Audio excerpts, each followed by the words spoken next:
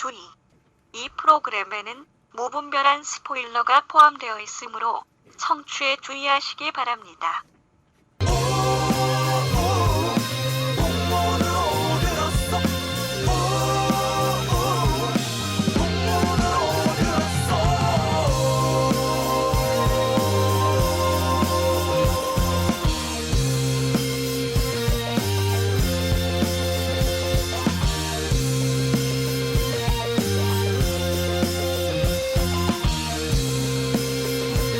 풍문으로만 듣는 방송 시네타운 19. 오늘 영화는 매직 인 더 문라이트입니다. 늘 그렇듯이 앞부분은 청취자분들의 알토란 같은 사연과 진행자들의 개소리가 이어집니다.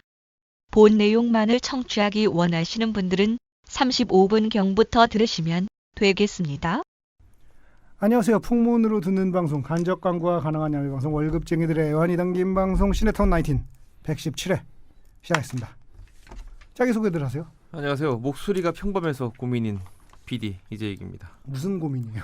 아니 우리 회사 보면 이 목소리가 별난 사람들이 잘 되더라고요. 이승훈 당신은 최선 본부장까지는 합니다. 제가 봤을 때 그 목소리라면 사장도 넘볼 수 있어요. 목소리를 치면. 같은 고민을 갖고 계시죠? 이재익과 더불어 저 김은종은요. 곧 한 5년 후에 5년 후에 힘들어요 우리. 뭘 해야 될지 지금 고민해야 되는 지금. 압구정역 5번 출구로 오세요. 그쪽 오지 마요. 괜찮을까요? 괜찮아요. 그래요. 괜찮아요. 거기 위에다 병원 차리면 되잖아. 병원 차리면 성형외과, 피부과가 몰집해 있는 지역에 또 가정의학과가 하나 괜찮아. 정도는 응. 블루오션일 수 있어요. 경쟁력이 있지, 경쟁력. 대단지 아파트 단지가 2개나 있어요. 그러니까요. 네, 괜찮습니다. 그래요. 5년 후에 같이 저 셔터나 내립시다. 그리고 성형외과 갔다가 잠깐 감기 걸린 사람들이 올 수 있어요. 그래요. 고민해 봅시다. 그거예요. 아 어쨌든 부럽다. 부럽습니다 이승훈 PD. 그래요. 부럽습니다. 씨발놈들 진짜 다 죽여버려야 되나. 아 근데 진짜 궁금해서 그런데 변상고 오기 전에는 어땠어요? 원래 변상고? 이랬어요. 태어날 어렸을 때부터? 때부터 이랬어요. 네. 아, 진짜 족같다 근데. 그러니까 니들이 이렇게 놀리면 안 되는 거라고 지금. 진짜 야 변상이 오기 전에도 이랬어. 아이가 목소리가. 변성기가 지났는데 똑같아. 난 변성기가 지나면 왜 그 미운 오리 새끼가 백종화 내듯이 이런 줄 알았어? 그럴 수 있죠. 그래요. 복중 태아 때부터 변성기가 왔구나. 아유 우리 승훈이. 근데 어쨌든. 니들이 날 이렇게 놀려? 그래요. 어쨌든 저 부러워요. 우리 저 최연소 최장수 CP님하고 그 적자로 그 이어갈 수 있는 내가 그런 봤을 때는 목소리이기 때문에. 차장 달기 전에 사원으로 달 수도 있어요. 사원 사원 CP. 사원 CP. 야 해봅시다. 역대급이네요. 혁명적으로. 두 분 차장대우님들 이런 짓들 마세요 저한테. 야 나 차장대우라고 형사원에게. 이번에 네. 2배 냈다 애들. 그 저 전별금. 저 지금 씨발이라 그러려고 했는데 저도. 아니 그 사실 똑같잖아요. 아이 까놓고 얘기해서 그거 만원 2만 원 차이가 참 그렇습니다. 네. 저 안 냈어요. 안에 야뭐 이 새끼 보니까 인정. 인정. 와. 이건 본조야. 멋있다. 아니, 특집 안 낼 수 있지. 그건 게으른 건데 이거 안 낸 건 인정해 내가. 보통 선배가 정년퇴임을 하는데 전별금을 남들 다 이렇게 보통 신입들이 거들어 다니잖아요. 이거 안 못 내기는 내겠다. 야, 쉽지 멋있어. 않은데. 지난번에 냈거든요 한번. 야 졸라 후회했어요. 멋있다. 멋있어. 내가 저 사람이 나가는데 왜 내야 되나? 멋있다. 멋있어. 우리는 그런 마음이 있나요? 아 그래서 그것보다도 저는 그냥 이승훈 PD에 대해서 하나 더 얹을게요. 지난번에 그냥 게으른 새끼인 줄 알았는데 게으르고 지조 있는 새끼예요. 게으른데 지조 있는 새끼. 그때 나간 그 사람 있잖아요. 지조네. 그 사람이 나한테 먹인 엿이 얼마인데 내가 저 사람한테 돈을 내나 이런 생각이 들더라고요. 나중에 청구하면 다시 돌려줄까요? 청구하고 싶은데. 솔직히 말하면 다 괜찮아요. 딱 한 분한테만 그런 생각이 있어요. 지금까지 다 괜찮은데 한 분하고 저는 악연이 심해서 같은 분 아닌가? 뭐 그럴 수 가장 있죠. 최근에. 네. 가장 최근에. 네. 아 다른 분이다. 그분은 아니에요. 아 엿을 확실히 두 명 전 있잖아요. 빙자탄 2번 먹었어요. 그러니까. 네. 투빙년. 투빙년. 그래요. 이 월급쟁이로 살아간다는 게 참 쉽지 않아요. 직장 생활 잘 해야죠.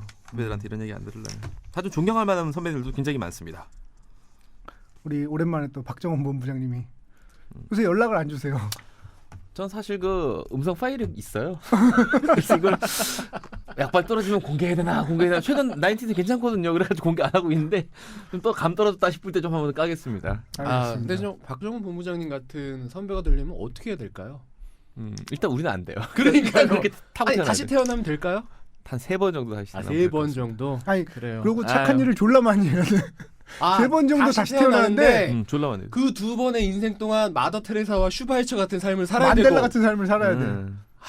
일단 다다음엔 안 되겠네요. 저는 다다음은 될 수 있어도 다다음에는 죽었다 깨야 안 되는 걸로. 참 어려운 길이구나.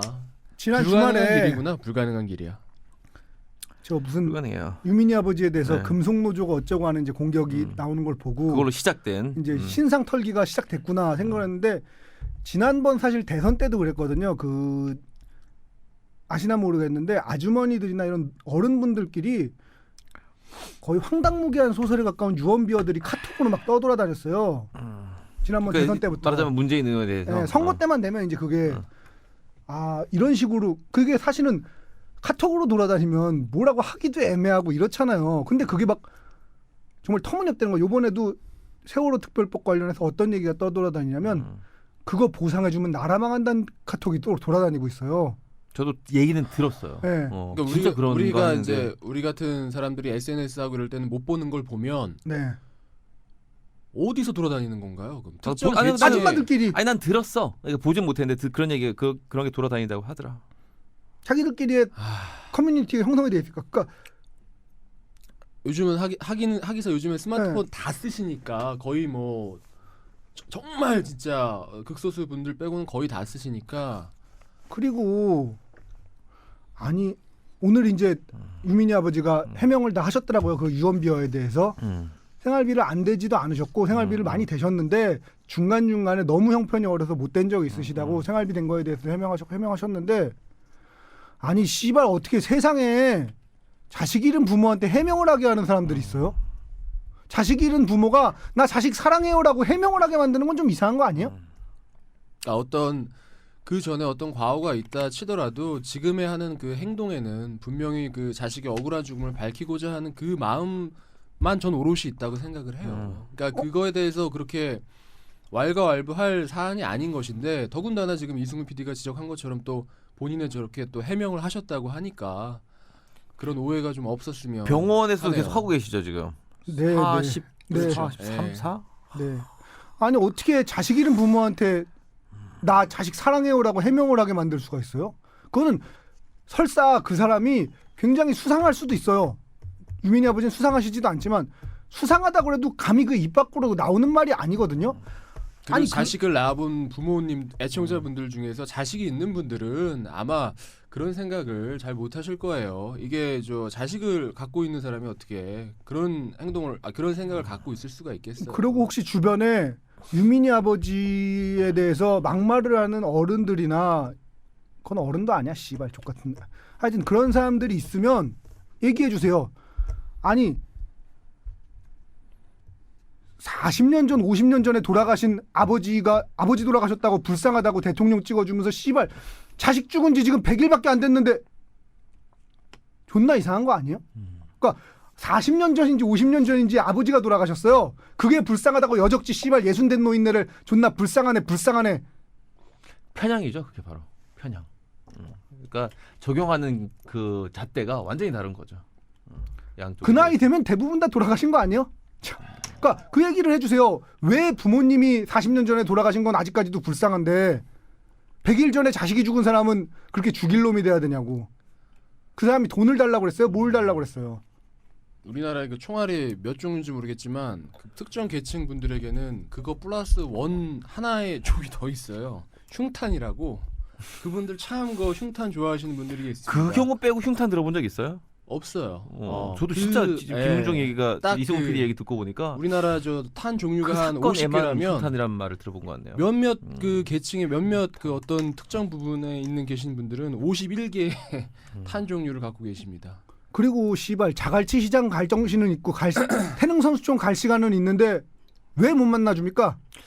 못 만나는 게 아니죠. 안 만나는 겁니다. 이건 그렇죠? 안 만나는 거죠. 안 만나는 거죠. 근데 못 만난다고 주장하잖아요. 그들의 주장은 못 만난다요. 바빠서 못 만난다. 이정현 최고위원인가요? 바빠서 못 만난다는 얘기했어요. 자갈치 시장 가는 게 그렇게 중요한 업무인지는 제가 몰랐네요, 진짜. 자갈시장 뭔데? 진짜 되게 죄송한 거예요. 아까 이렇게 40일씩이나 단식을 하게 만든 것도 죄송하지만 더 죄송한 건 나 자식 사랑해요라고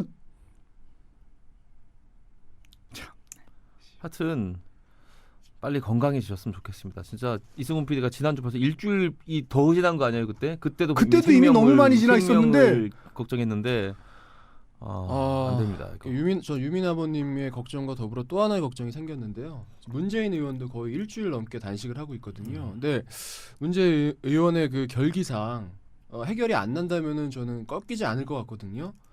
문재인 의원도 지금 심히 걱정이 되는 바입니다. 그나마 다행인 거는 그 야당 쪽에서 지금이야 정신을 차렸는지 이제 행동을 지켜봐야 알겠지만 그 3자 협의회를 제안한 다음에 3자 협의회가 안 받아들여지니까 강경 노선으로 투쟁하겠다는 선언을 뒤늦게라도 한 거 저는 대단히 환영하고요.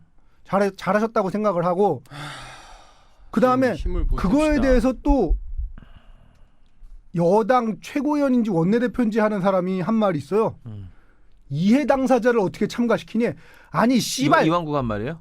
모르겠어요 누군지는. 이왕구 아니, 아니 김무성이겠죠. 김무성은 아니고 이완구 아니면은 하여튼 있겠지. 그 정도 되는 급에. 중진. 아니 씨발 야 아니 어떻게 그 이해 당사자가 됩니까? 이게 무슨 원자력 발전소 진내만에 쓰레기 처리장 진내만에 하는 문제예요? 아니 어떻게 거기다 이해 당사자란 말을 붙일 수가 있어요? 이해로 보고 있다는 뜻이죠. 이 사건을 그쵸? 이거를 이해로 인식하고 그쵸? 있다. 그래서 어떤 인식의 표현이죠. 말이. 아 진짜 보면 볼수록 저열한데 그 저열한 게 맥히니까 하는 거거든요. 왜냐하면 그 사람들이 선거 때 도와주십시오 바꾸겠습니다 별지랄 다 했잖아요. 반바지를 입고 그때는 필요하니까. 생쇼를 근데 지금은 했죠. 믿는 구석들이 있으니까 그 지랄을 칠 수 있는 거. 그때는 믿는 구석이 없거든요. 왜냐면 선거 떨어지면 당장 끝이니까. 코앞이니까. 예, 당장 코앞이니까. 뭐래도 하는 거야. 이거는 주변에다 잘 얘기해 주시고 잘 설명해 주세요. 특혜 바란 적 없다. 오로지 진실 해명만 원한다. 그리고 법 체계를 벗어난다고 하는데 이미 법학자들이 뭐 300분 되는 법학자들이 법 체계 벗어난 거 아니다라고 해놨어요. 그리고 세계적으로 유례가 없는 것도 아니고 심지어 우리나라에서 유례가 없는 것도 아니에요. 법 체계를 벗어난 게 전혀 아닙니다. 그 해명이 거짓말이에요. 그러니까 그거에 대해서 잘 설명을 해주시고 널리 알려주셔야 됩니다. 이거는 진짜로. 뭐 우리나라가 대륙법 체계라고는 하는데 법 체계라는 것도 그래요. 사실은 실질적으로 새로운 법이 만들어질 수 있는 사람 사는 사회에 어떤 일이 벌어질지 모르잖아요. 김영란법이 있는 것처럼 또 세월호법이 있는 거고 이렇게 법이라는 것은 케이스가 쌓이면서 만들어가는 거지 법 체계라는 게 그럼 그때 법을 체계로 만든 그 최초의 그 헌법 학자들이나 학자들이 그럼 완벽한 사람입니까? 아니잖아요. 방송법만 해도 그렇죠. 뭐. 세상은 우리가 자꾸 뭐 변하는 것이고 사람들이 어떤 이해관계에 또 얽힐 수 있는 거거든요. 그러니까 그런 거에 대해서 그렇게 뭐 법 체계 얘기를 꺼내는 것 자체가 어불성설이라는 거죠. 그럼요. 법이라는 거는 바뀔 수 있는 거예요. 자연법칙이 완벽한 아니에요. 법이 자연법칙이 아닙니다. 완벽한 법이 어디 있습니까? 이 우리 세상에. 나인티만 해도 그래요. 제가 정확히 기억하는데 딱 한 10년 전만 해도 우리보다 훨씬 덜한 방송을 하던 노숙조 황풍알 씨가 거의 뭐 완전 미친 이 사회. 우리가 더 했어요. 더 했나요? 덜하지 않았어. 아, 그래 죄송합니다. 너무 알로 봤네요. 제가 황풍알 죄송합니다. 당신 너무 알로 봤네요. 알로 보지 마세요. 제가 네. 그 팬클럽 사이트 회원인데요. 아 그거? 그 네. 제목 뭐였지? 도시탈출이라고. 도시탈출. 노숙조 황풍알 김구라. 예. 더 노숙자 했나요? 황봉알 김구라. 황풍알 황봉알. 황봉알. 봉아로 바꾸셨어요. 봉아로. 아니 근데 그때 사실 셋이서 이름 정할 때는 야 네가 구라 할래? 네가 봉알 할래? 그게 이렇게 큰 차이를 갖고 근데 거기서 갈린 한 거야. 사람은 지금 공중파 진출해가지고 빵빵 날아다니고 씨발 이게 진짜 구라까지는 받아들이겠는데 봉알은 힘들죠. 야 봉알은 거기서 힘듭니다. 얼마나 그 후회되겠어. 나름대로 그 도시 탈출 그거 할 때는 왠지 봉알이 더 세 보이니까 에이 씨발 나 봉알 할래 왠지 이랬는데 봉알이 리더 같아. 누가 봐도. 안타깝습니다. 하여튼 방송만 해도 이렇게 흐름이 다른데 이런 법들은 더하죠. 그러니까 어떤 사건이 생기느냐, 그다음에 그러니까 세월이 어떻게 하느냐에 따라서 법은 얼마든지 바뀔 수 있는 전례가 거죠. 없다는 얘기를 하는데 전례가 그 얘기 좀 생기만 하는 그만하라고 거죠. 해. 생기만 하는 아니 전례죠. 그러면은 전례가 없으면은 그 수많은 무슨 법은 왜 생기냐고. 그렇죠.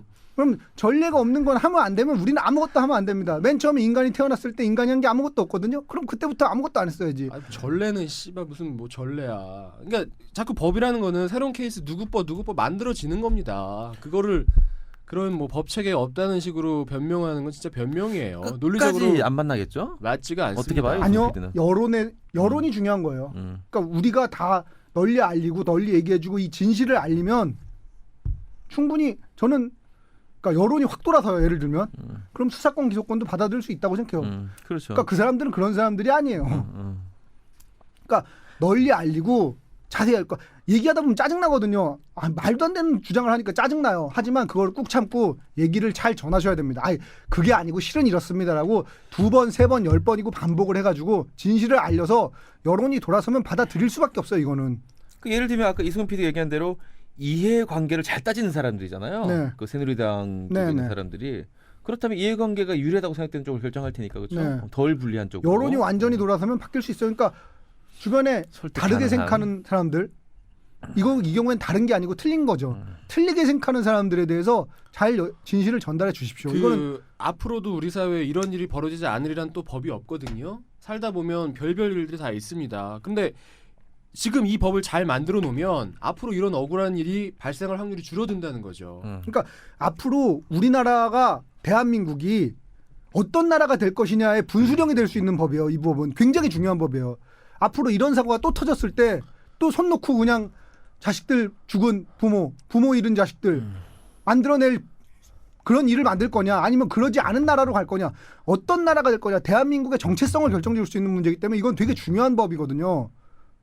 사실 지금 뭐 김은정 PD가 또 일어날 수 있다 그랬지만 전 또 이렇게 똑똑히 기억하는 게 불과 한 20년도 전에 20년도 안 된 세월에 이런 큰 사고들이 많이 있었어요. 여러 개 있었죠. 그때 예를 들면 그 제도나 이런 걸 더 엄격하게 하고 예컨대 그런 법이 서해 있었다고. 페리오 사건이 일어났을 때 서해 페리오 법을 만들었다면 서해 페리오 법이 특별법이 있었다면 있었다면 아마도 세월호가 일어날 그렇죠. 확률이 훨씬 더 줄어들거나 없었거나. 아니면 안 일어났을 안 수도 일어났- 있단 말이죠.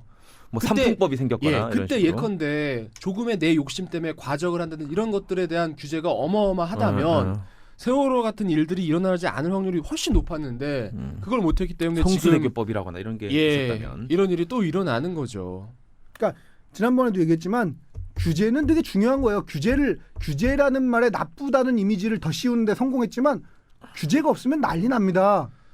그 규제 관련해서 한 가지 말씀드리자면 대부분의 보수 정권들이 작은 정부를 지향합니다. 작은 정부가 지향하겠죠. 그러니까 지향 최선의 정부라고 생각을 해요. 네.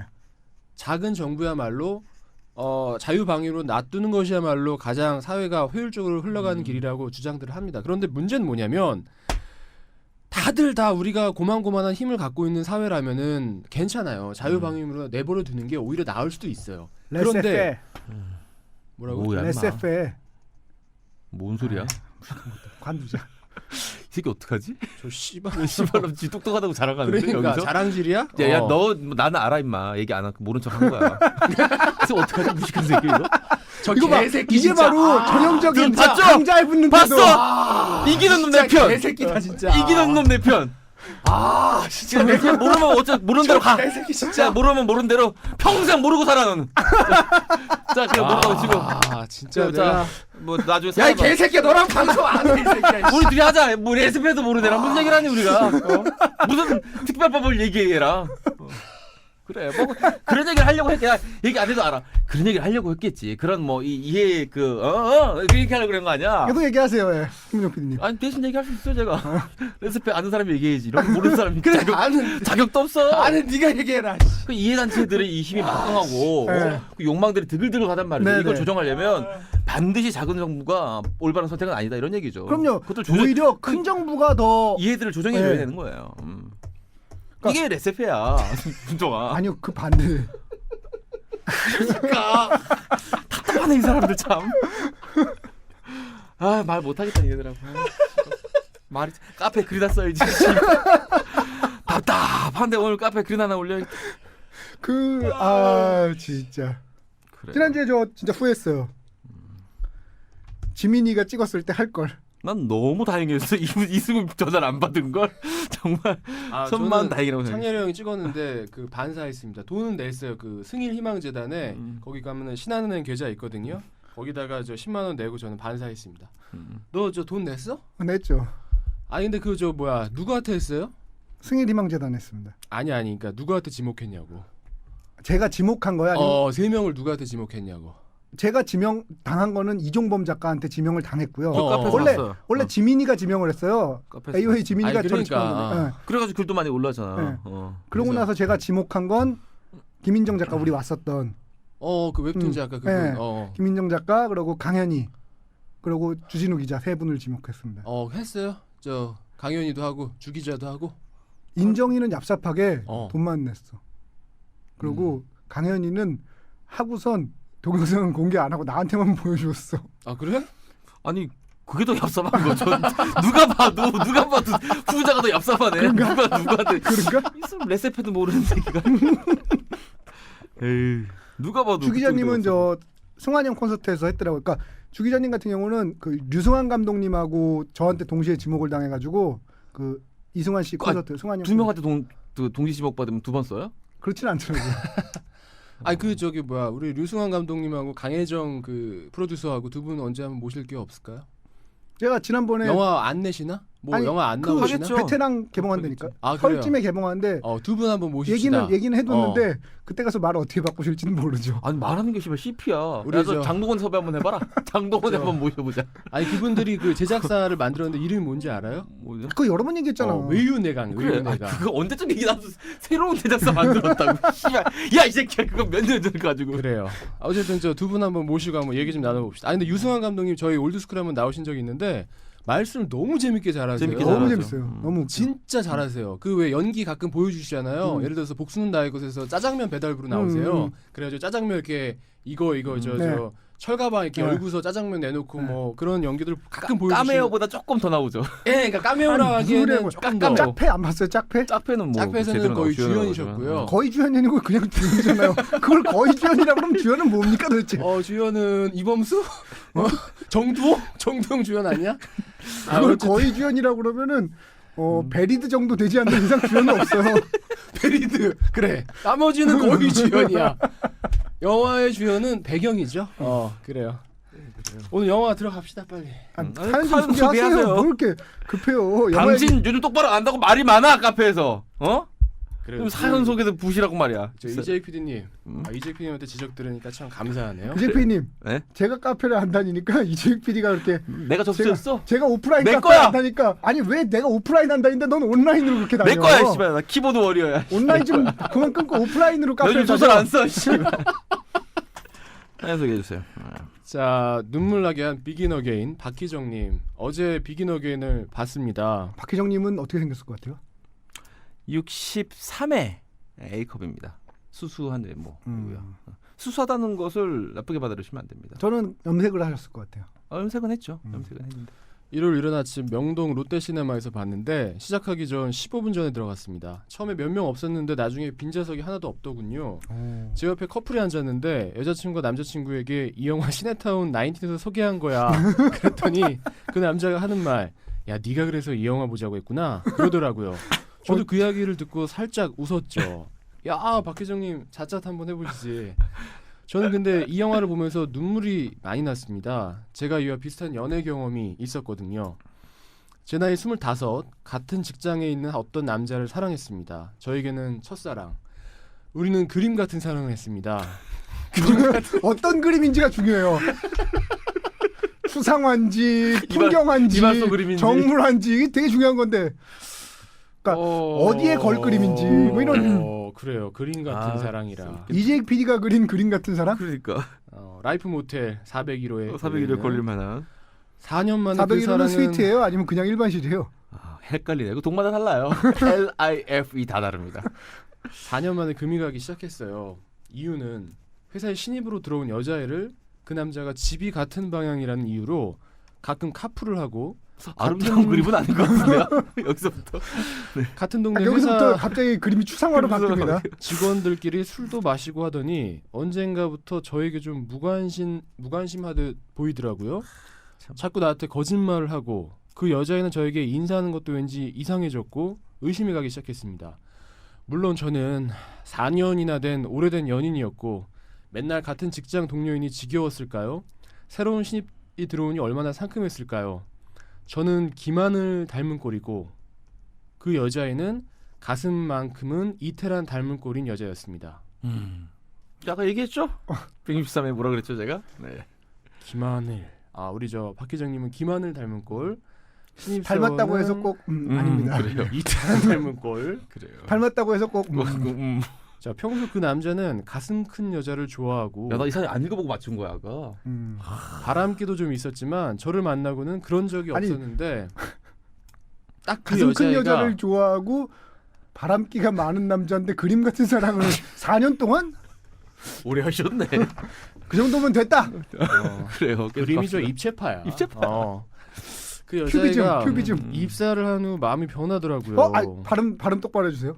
그 여자애가 이 새끼야! 그거 아니야. 입사, 나도 그 얘기 못하겠다. 입사를 한 후 그래요. 그 여자애가예요. 네. 주어예요. 그 여자아이가 입사를 한 후 아니 자꾸 여러 얘기하지 말라니까. 그래서 우린 헤어지려고 전쟁 같은 싸움을 하고 그림 같은 사랑을 하고 직유법을 좋아해. 사랑을 하시고 직유법 좋아해. 그래요. 자꾸 뭐 노래가 이렇게 떠오르지. 전쟁 같은 싸움을 하고 그 남자는 나를 찾아와 한때 흔들렸다고 다시 만나자고 했지만 결국 우리는 헤어졌습니다. 저는 그 회사를 떠났고 점점 그림이. 이분 저 사연이 곰부치의 서양 미술사를 읽는 것 같아요. 쭉 지금 결국 우린 헤어졌고 저는 그 회사를 지금 떠났습니다. 게르니카까지 왔어요. 그러니까까지 왔어요. 둘이는 결혼을 해서 아들 딸 낳고 잘 산다는 그 이야기를 여자랑 그 이태란하고 들었죠. 이 영화를 보면서 눈물이 참 많이 났어요. 옛사람도 생각나서 많이 울었고 제가 너무 힘들 때 음악으로 많은 위로를 받았죠. 그래서 그때 콘서트를 굉장히 자주 다녔는데요. 얼마 전에 가슴 아픈 소식을 들었습니다. 이 여자애가 암이라고. 하하 이태란. 그것도 말기라고. 제가 맨날 가슴속으로 빌었거든요. 둘이 불행하라고.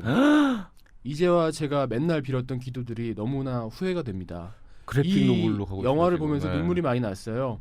요즘 영화들이 너무 잔인하고 폭력도 많이 나왔는데 오랜만에 뭔가 뭉클하게 만드는 영화였던 것 같습니다. 갑자기 저희가 장난을 쳤던 게 후회가 되면서 그러게. 되게 마음 아니, 아프네요. 근데 사실은 이태란 씨한테 시진 않았어 장난은. 근데 어쨌든 중요한 거는 자기 그거 자책했던 것 때문에 그렇게 된 건 아니지만 뭐 일단 반성은 하셔야 될 것 같아요, 그렇죠? 왜냐하면 결과가 이렇게 됐으니까. 네. 근데 너무 자책하지는 않길 바래요. 왜냐하면 당연한 사람의 본성이에요. 예를 들면 뭐 이승훈 PD가 내가 뭐 있는데 여자가 나를 찼어. 그리고 네. 딴 놈하고 붙어가지고 잘 너무너무 눈꼴시게 잘 지내. 붙어가지고가 뭐예요 표현이? 입사라고 한 새끼가 하여튼 그 잘 지내면 당연히 그런 생각 네네, 하잖아요. 그건 인간의 본성이죠. 가다 넘어졌으면 좋겠다 이런 네. 생각합니다. 헤어졌으면 좋겠다. 둘이 잘 안 됐으면 좋겠다. 너도 에휴, 똑같이 당해봐라. 이런 그래요. 생각하기 때문에 우리 자책은 하시되 너무 자책하지 마세요. 희정님이 자책하실 일은 아닙니다. 네. 그렇습니다. 그거는 그냥 우연일 뿐이에요. 되게 불행한 우연이지만 우연일 그렇죠. 뿐이니까 너무 자책하지 마시고. 그런 식으로 따지면 이재익 PD는 하루에 5번씩 꼬꾸라져야 돼요. 전 스님 돼야 돼요. 그러면 아니요. 이잭 PD는 이미 지구에 없죠. 지구에 없죠. 지구를 떠나거라는 얘기를 너무 많이 들었기 때문에 38만 킬로미터. 네가 인간이냐부터 지금 인간도 아니고 지구에도 없고. 전 지금 저 유로파 이런 데 살아야 돼요. 저쪽에 행성도 안 돼. 그 행성 저쪽 갤럭시에 가 있어. 유로파 정도 살아야 돼. 자, 우리 이성님 안녕하세요. 조선소에서 아주 특별한 이성이요? 이석. 네. 이석. 조선소에서 아주 특별한 일을 하고 있는 사람입니다. 특별한 일. 제가 하는 일은 듣기도 무시무시한 방사선 관련 일을 하고 있습니다. 방사선 투과 검사, 즉 RT를 하고 있습니다. 이제 때문에 듣기 시작했는데 잘 듣고 있습니다. 참 제가 하고 싶은 말이 있는데요. 해적편을 듣다 보니 약간의 오류가 있어서 지적을 합니다.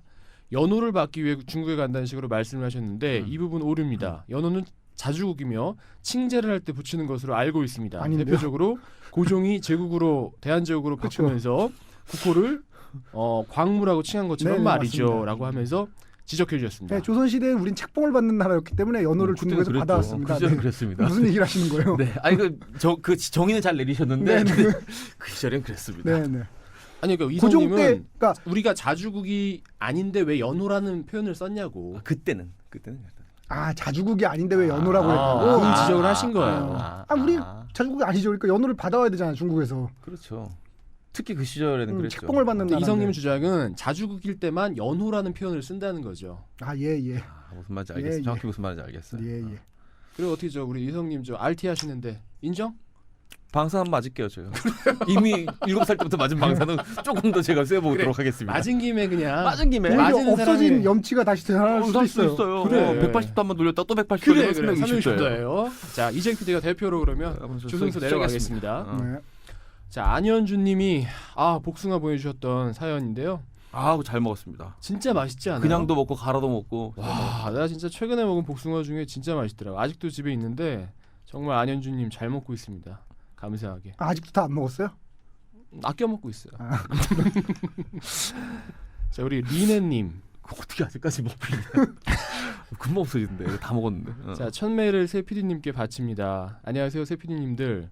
지금까지는 없는 듯 조용히 듣기만 하다가 어제 영화보다 눈에 띈 이름 때문에 메일을 씁니다. 친구와 해적을 보러 갔는데 거기 프로듀서 이름에 박아형이라고 나오더라고요. 혼자 조용히 뿜었답니다. 갑자기 예전에 드립치던 박은영, 박의령, 박아영 삼형제가 머리에 쫙. 뒤늦네. 정말 연호스럽네. 우리 리네님이 이렇게 첫 메일을 우리 저 박아영 프로듀서. 그분이 맞습니다. 그분이 맞아요. 그분이에요. 예, 저희가 얘기했던 그 바로 박아영입니다. 그 요번에 그 저 영화가 꽤 잘 되고 있던데요. 뒷심 한마디로 말하면 오늘 뒷심이에요. 600만 돌파했다고 그러더라고요. 뒷심. 예. 이런 게 뒷심이죠. 뭐 추석까지 가면은 뭐 굉장히 한 많이- 800만까지도 갈 수 있는. 아유, 우리 저 아영이 BP 뽑겠네. 뽑고도 남겠네. 아영 그때 무슨 했잖아요 공약. 안 한대요. 이런. 그래요.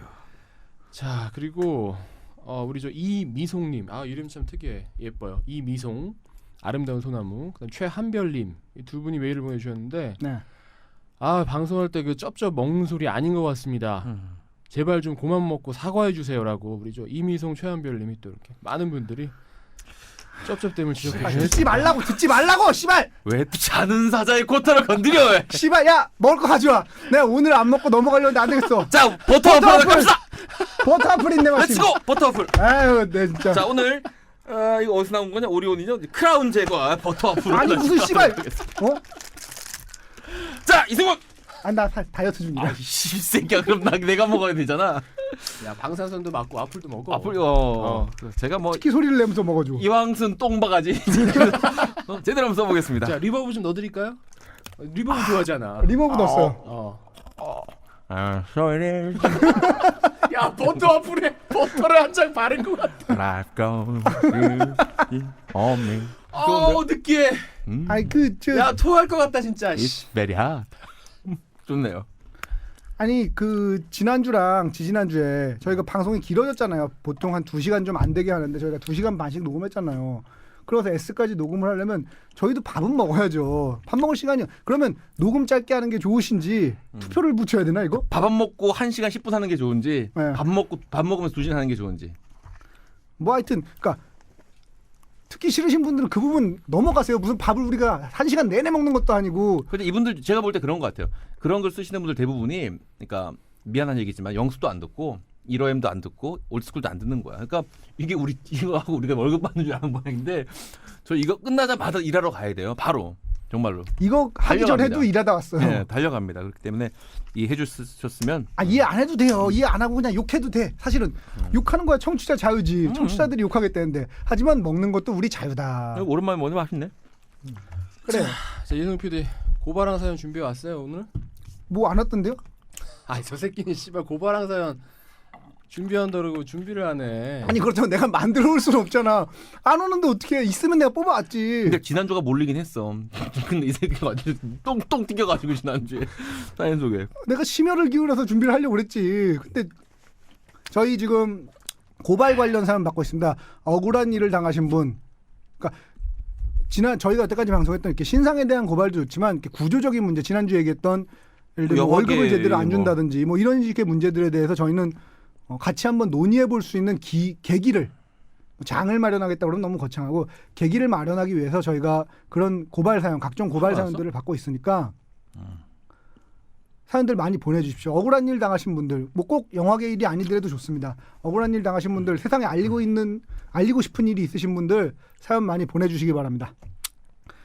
자, 여기서 그러면 오늘 본 내용 들어가기 전에 메일 주소 소개해 주시죠. 네, 지금 뭐 우리 김은정 PD님이 소개해주신 이런 메일들 CINETOWN 그리고 숫자 19가 붙습니다. 시네타운19 @gmail.com으로 보내주십시오. 고발 사연도 많이 보내주시고. 이거 진짜 안 왔네 하도. 네네. 알겠습니다. 여기서 본 내용 들어가도록 하겠습니다. 오늘 영화 매직 인 더 문라이트입니다. 안녕하세요. 송지호입니다. 지금 여러분은 풍문으로 듣는 방송, 간접 광고가 가능한 야매 방송, 월급쟁이들의 애환이 담긴 방송 시네타운 19을 듣고 계십니다.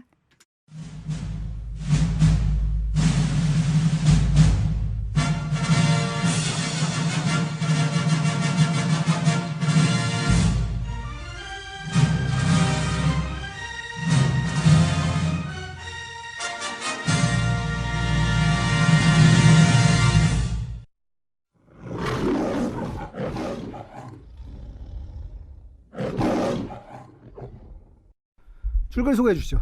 네, 매직 인 더 문라이트. 우디 앨런 영화입니다. 뭐 보통 이제 영화를 이렇게 소개할 때 뭐 자칫 지루해지기 쉬운 이런 식으로 소개하는 것처럼 아 정말 오랜만에 우디 앨런 영화 이렇게 얘기해야 되는데 네. 오랜만이 아니에요. 이분은 참 영화 많이 찍어요. 뭐 이거 뭐 김기덕이랑 거의 뭐 쌍둥이랍니다. 지금 거의 윗줄이에요, 속도가. 비결이 뭔지 모르겠지만 참 왕성해요 이분. 35년생이니까 올해 거의 8순이 다 돼갔는데 엄청납니다. 몇 개나 찍었을까요 지금까지? 뭐 하도 엄청 많이 찍었겠죠. 네. 최근 장만 해도 뭐 내가 볼 때는 최근 한 10년 15년 동안 찍은 작품이 네. 보통 엔간한 감독이 평생 찍을 작품 숫자랑 그쵸, 비쌀 그쵸. 것 같아요. 그렇죠. 솔직히 말하면 몇 번째인지 몰라가지고 그냥 하여튼 최근작입니다. 우디 앨런 영화의 최근작이고요. 그 뭐 이렇게 정의하는 걸 좋아하는 편은 아닌데 이 영화는 누가 봐도 소품이에요. 우디 앨런 영화의 사랑에 관한 짧은 시간도 짧아요. 100분도 안 돼요. 근데 짧은- 우디 앨런 영화들이 요새 다 그렇지 않아요? 최근에 와서 그런 경향을 좀 보이고 있긴 한데 근데 그게 좀 안타까워. 이따 할 얘기인데 나중에 해야겠다. 네네. 매직 인 더 문라이트. 자, 이 매직 참 제목도 참 이지익스럽게 졌는데 매직 인 더 문라이트 달밤의 마술한 얘기예요. 네. 정확히 그렇습니다. 이 마술사가 있습니다. 마술사인데 이제 주인공 남자인데 이 사람이 하는 마술은 서양에서 동양인, 정확히 말하면 중국의 뭐 무사나 황제처럼 분장을 하고 그 세트도 중국처럼 해놓고 이렇게 하는 그런 마술로 인기를 끌는 웨이링 마술가 있는데 웨이링 수죠 수. 웨이링 수. 한자로 뭐예요, 김종 PD? 무슨 숫자인가요? 웨이가 뭐예요? 야, 아니 카페에서 한자 좀 쓰는데 보니까. 야, 야, 빨리 줄거리 소개나 해. 야, 지난번에 내가 예약 얘기할 때 그런데? 모르는 척하더니 졸라 조향자랑 예약 얘기를 네가 해? 그건 내가 볼 때 사회 준비한 것 같아. 그거 좀 준비를 했어 보니까. 아 그때 내가 얘기했을 때 모른다고 그랬거든. 예약 얘기 모르냐고 뭐 이런 얘기 했더니 아, 모른다는 둥 이러더니 아, 제가 그 얘기를 거기다 썼어요. 저기다가. 아니 그러니까 모른다고 그때 그럼 왜 그랬어? 아니 그 말고 저기 그거. 저기가 뭔데 답답해 죽겠네. 아니, 이 우리 양반은. 넘긴 거 있잖아. 그 얘기 아. 하면 안 되잖아 아직. 알겠습니다. 아 그래요. 그거. 아니 왜 그런 얘기를 하면 안 되는 얘기 그걸. 그러네요. 그거를. 아시겠죠. 하여튼 자 하여튼 그 웨이링수를 만났는데 웨이링수가 있는데 이 사람 친구도 이제 마술사니까 마술 친구가 있을 거 아니에요? 네. PD가 PD 친구 있는 것처럼 네. 그 친구가 이제 한 가지 재밌는 얘기를 해주는데 어떤 여자 심령술사가 있다고 얘기를 해요. 네. 젊은 여자인데 예쁘다. 근데 이 젊은 여자가 뭐 우리나라식으로 표현하면 재력가 집안 하나를 호로록 먹어버리려고 한다는 거예요. 싹 털어가지고 홀려가지고.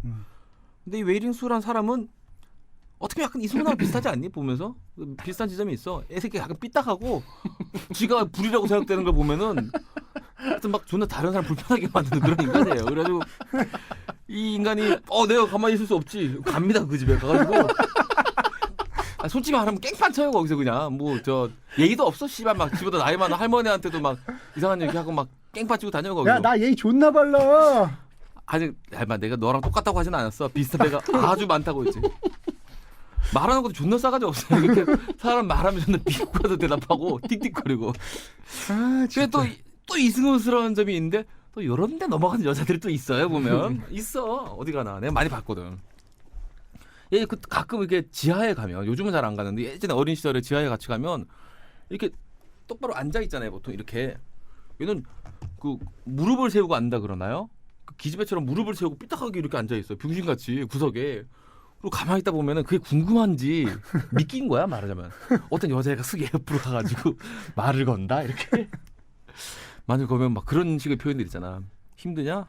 오빠만큼 힘들어? 뭐 이런 식의 얘기 싹 하고 나면 확 빠져드는 거죠. 씨발. 아유 진짜 불쌍하다. 씨발. 하여튼 근데 이 불쌍한 여자가 또 그 이승훈 같은 마술사한테 빠져든 거예요. 뭐 내가 볼 때는 한눈에 사랑에 빠진 거야 여자가. 뭐 간 거야 그 삐딱함에 간 거야 내가 볼 때는. 둘이 이제 근데 이 처음에는 이 마술사는 잘 모르겠어요. 첫눈에 이 여자한테 반했는지 안 반했는지 모르겠지만 나중에 얘기가 나오죠. 그게 되게 반했다고. 영화의 중요한 영화 반전 포인트 중에 반전 하나인데 포인트 중에 하나인데 처음부터 그랬다는 게 어쨌든 간에 우리가 보기에는 아상무사하게 그냥 여자로 대하는 느낌이에요. 그냥. 츤데레. 츤데레 같은 표현을 하면서 뭐 밀어내려는 표현 식의 행동은 보이지 않지만 그렇다고 여자를 받아주거나 여자를 꼬시는 행동도 하지 않는데 저는 그 마음이 정확히 이해가 가요. 네가 많이 그랬으니까 알겠지. 뭐냐면 너무 익숙하겠지. 아니 여기서는 그 콜린 퍼스가 인기 없는 남자처럼 나오지 않는데 실은 이런 남자들의 마음은 대부분 자기 첫눈에 엠마 톰슨한테 반했잖아요. 엠마 스톤인가요? 갑자기 헷갈리네. 엠마 스톤. 아 맞아요, 엠마 스톤. 엠마 스톤한테 반했잖아요. 근데 이 여자가 나를 좋아할 리가 없는 거야. 그래서 예를 들면 그 여자가 나한테 호감을 표시하면 얘가 뭘 노리는 거지라고 생각하는 그 심리인 방어기제. 거예요. 내 마음을 지키기 위해. 똑같네 쟤랑. 똑같아. 야, 씨발, 너 영화 나왔냐? 형한테 허락도 안 받고 영화 찍었어? 형 미안해. 다음엔 허락받고 찍을게. 그래, 좀 이렇게 뭐라도 하나 줘. 나 철가방이라도 한번 열게 해주라. 내가 무슨 관 속에서 1시간 동안 내 얼굴만 나오게 해달라는 거 아니잖아. 그래, 거의 주연 한번 시켜주자. 그건 아니야. 자, 근데 중요한 건 이 임무가 뭐냐면 아까도 얘기했지만 이걸 막으러 온 거예요. 막으러 왔기 때문에 사사건건 찐빠를 놔요. 여자가 한 일에. 여러분 아시겠지만 이 로맨스 영화 로맨틱 코미디 정석은 티격태격하다가 정들잖아요. 네. 야, 찐빠 오랜만에 들어본다. 찐빠 진짜 오랜만에 들어본다. 너 하는 뭐 일감보다 일감. 일감해. 뭐라 야. 명언들 많지 않니? 그래. 전방에 가고. 야, 너 찐빠 진짜 한 20년 만에 그러니까 들어본다. 찐빠 최고 최신식 유행어야. 일감에 비하면. 자, 어쨌든 간에 그러면서 이제 정이 드는 거죠. 그러다 한번 중간 에피소드가 있는데 비가 쫙 쏟아지는 그 밤에 오픈카를 타고 달리다가 홀딱 젖고 천문대로 가. 야, 이건 좀 심하지 않았니? 근데 보다가 우디 알렌 참 편하게 영화 찍는다 야, 생각했는데 씨발. 야, 차가 고장 났는데 비가 그렇게 비가 억수로 오는데 오고. 어떻게 옆에 천문대가, 천문대가 있어. 있고. 그럼 지 맘대로 막 천문대 열어 적겨. 적결은 뭐야 또. 참. 뭐가 그렇게 끼니. 어쨌간에 그 이제 에피소드를 이제 그 계기로 해가지고 둘이 이제 서로 이제 감정을 이제 확인하는 그런 느낌이 옵니다. 자, 그래서 이제 소피가 물어봐요 남자한테. 그 순간에 제가 그걸 느꼈어요. 이렇게 여자가 노골적으로 호감을 표시하는데 갑자기 아우 졸려요 이러면서 여자 무릎을 뺄 것처럼 하다가 안 무릎도 들고 옆에. 왜냐면 그 여자가 나를 좋아할 리가 없거든. 내가 그런 행동을 하면 안 되거든. 어제 카운셀러로 일하고 있네. 연애 카운셀러로 어디서? 내가 볼 때 너 프레시한 지정 연애 카운셀러 같아.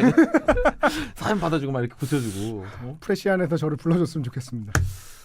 시사인에서 저한테 인터뷰 전화 왔더라고요. 아 그래요? 하여튼 왜들 그렇습니다. 그래? 그러니까 왜들 그래? 왜들 그래? 당해보지도 않고. 당해보지도 않고 그래. 그건 정말 저한테 야. 전화 제일 많이 온 데가 경향신문 시사인. 프레시안에서 아직 안 온 것 같은데. 정말 저도 저렇게 묻고 싶습니다. 감사합니다. 네. 한겨레 인생은 칼럼 아이러니야. 쓰고. 네. 그러니까. 어쨌든 간에 그런 이제 이후로 둘이 확 이제 깊어지는데 여자가 물어봐요 대놓고. 나 약혼한 거 괜찮냐 나 남자랑. 그리고 자기를 여자가 먼저 고백해요. 당신 좋아한다. 남자가 뭐 지금 이승훈 PD 설명을 듣고 나니까 이해가 되네요. 그 고백조차 어쩌면 뭐 사실일 리가 없고 뭐 이런 감정이 얼마나 가겠어 뭐 이런 생각이었겠죠. 그래서 그 거절하는 마음이 이해가 안 갔는데 듣고 보니까 이해가 그걸 가는 네 것 같아요. 글자로 요약하면 이래요. 멀놀이나. 아 그래요. 하여튼 그래서 거절합니다. 그 시점쯤에 어떤 일이 생기냐면 이 남자도 이 여자의 심령소리를 믿게 된 거예요. 잠깐 동안이긴 하지만 인정. 내가 너의 정체를 밝히러 왔지만 졌다. 두 손 두 발 다 들고 기자회견까지 합니다. 그 시점에서. 왜냐하면 그때 사랑에 빠졌기 때문에 눈이 멀어서 눈이 제대로 멀은 못 본 거죠. 거예요. 사랑에 빠져서. Love is blindness라 그러잖아요. 갑니다. 그래가지고 기자들 모아놓고 자기가 인정을 해요. 자기 이름 팔면서 내가 인정한다. 이 여자는 진짜 심령술사다라고 인정해요. 자, 그때 이제 여자가 고백하고 이 남자는 고백을 받아들이지 않고 이러면서 관계가 약간 개판이 돼요. 이 여자는 이제 곧 약혼자랑 결혼을 할 상황인데 그 타이밍에 이 엄마처럼 생각하는 그 남자 주인공의 이모가 크게 다칩니다. 그 다쳐서 할 수 있는 게 기도밖에 없다고 하잖아요. 의사가 아니니까. 기도를 하다가 깨닫는 거죠. 씨발, what the fuck am I doing? 생각이 난 거예요. 아 그런 수법이었구나. 아하. 그래가지고 그 여자한테 달려가는 거죠. 이 페이크야. 믿지 않는다라고 자기가 그동안 믿었던 걸 다 이제 뒤집고 여자를 비난합니다. 그러고 이제 돌아와서 나가는데 자 여기서 이제 살짝 반전이에요. 그 처음에 이 주인공 남자한테 이 여자의 정체를 까발려달라고 부탁했던 이 주인공의 친구 마술사 있잖아요. 네. 그 마술사 놈이 이 여자랑 짠 거예요, 말하자면 소피하고. 그러니까 사실은 하워드의 마술인 거죠. 이 이 모든 것이 이 장치가. 틀은 이게 액자처럼 왔을 때 액자는 하워드의 액자인 거예요. 네. 그런데 뿅 하고 나타나는 게 의자가 싹 돌아가면서 처음에 나가는 줄 나왔던 알았는데 처음에 나왔던 마술처럼 앉아서 그 모든 걸 들은 지루하니 훈종아? 빨리 하자. 빨리 해. 아니 다 끝났어요. 그래요. 모든 걸 다 알고 결국은 둘이 다시 이어진다. 뭐 이런 얘기예요. 그래요.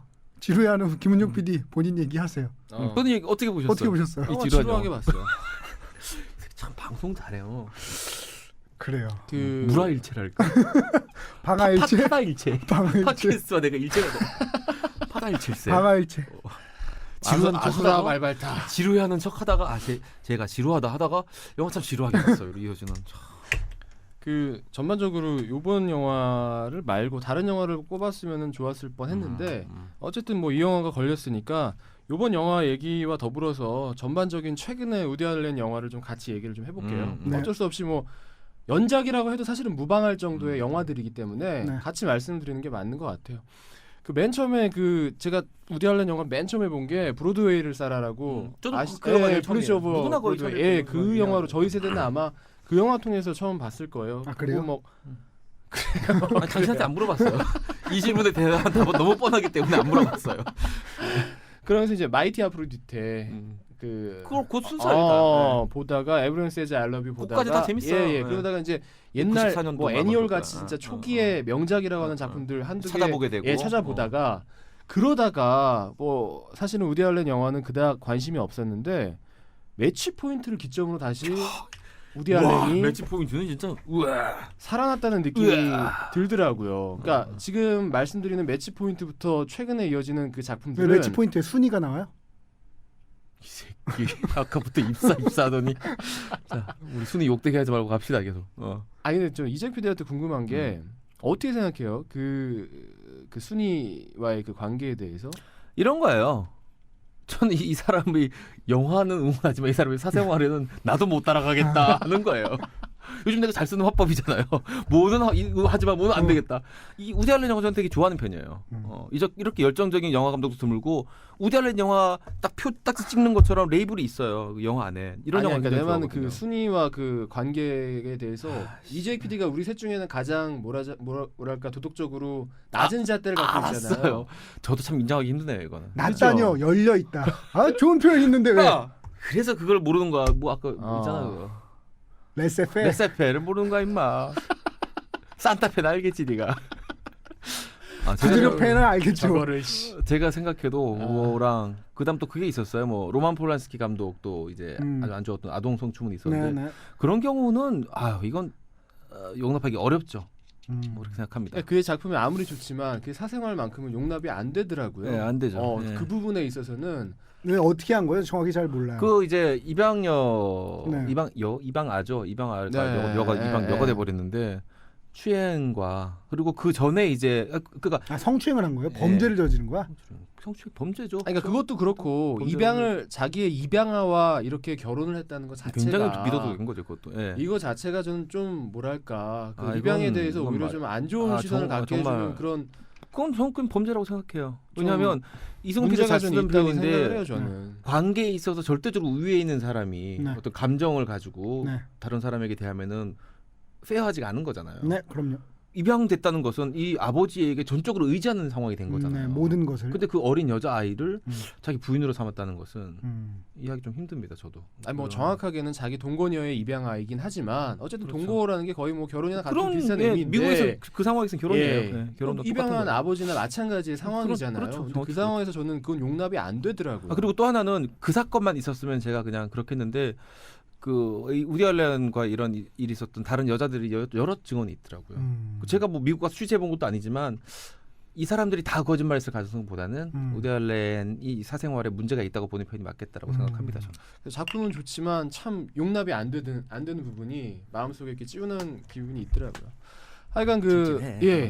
2005년작인 매치 포인트를 시작으로 최근 한 10년 동안의 작품들은 거의 나오면 웬만하면 극장에서 찾아봤거든요. 아까 이재규 PD가 지적한 것처럼 대부분이 소품이 맞습니다. 대부분의 작품들이 소품이고요. 특별한 어떤 영화적인 뭔가 기술이라든지 많은 예산이 투여되지 않고요. 명배우들이 나오긴 하는데 그들은 대부분 우디 알렌이라는 감독의 이름값을 믿고 거의 자신의 몸값을 받지 않고 특별한 경험을 한다는, 마치 우리나라에서 홍상수 감독이 대형 배우들을 그냥 싼 값에. 거의 싼 값이 아니라 거의 노 개런티로 캐스팅을 하는 거와 비슷한 원리로 그렇죠. 그런 식으로 이제 출연을 하고 내가 우디 알렌 작품을 했다는 게 그 헐리우드 내 배우들에게는 커리어에 내 커리어에 한 단계 업그레이드 시키는 그런 어떤 발판이다 생각을 하기 때문에 그런 식으로 많이 작품들을 했어요. 그래서 배우들은 정말 다 특급 배우들이 나옵니다. 근데 이제 작품 내용 자체는 굉장히 소품이에요. 그 안에서 가장 인간이 기본적으로 생각해야 되는 사랑, 죽음 이런 것들에 대해서 천착을 하고 질문을 던지는데 네. 매치 포인트라는 작품이 정말 저는 굉장히 좋았고요. 저는 개인적으로 제일 좋아합니다. 예, 저도- 하나 뽑으라면. 예, 매치 저도 포인트. 최근에 그 10년 작품 중에서 저도 그럼 그걸로 할게요. 이 새끼가 그래요. 거기 누구 나와요? 안 가르쳐줘 임마. 알아 임마. 네가 좋아하는 애 나와. 알아 임마. 네가 좋아하는 애 나오니까. 내가 모를 것 같아? 알겠지. 그래요.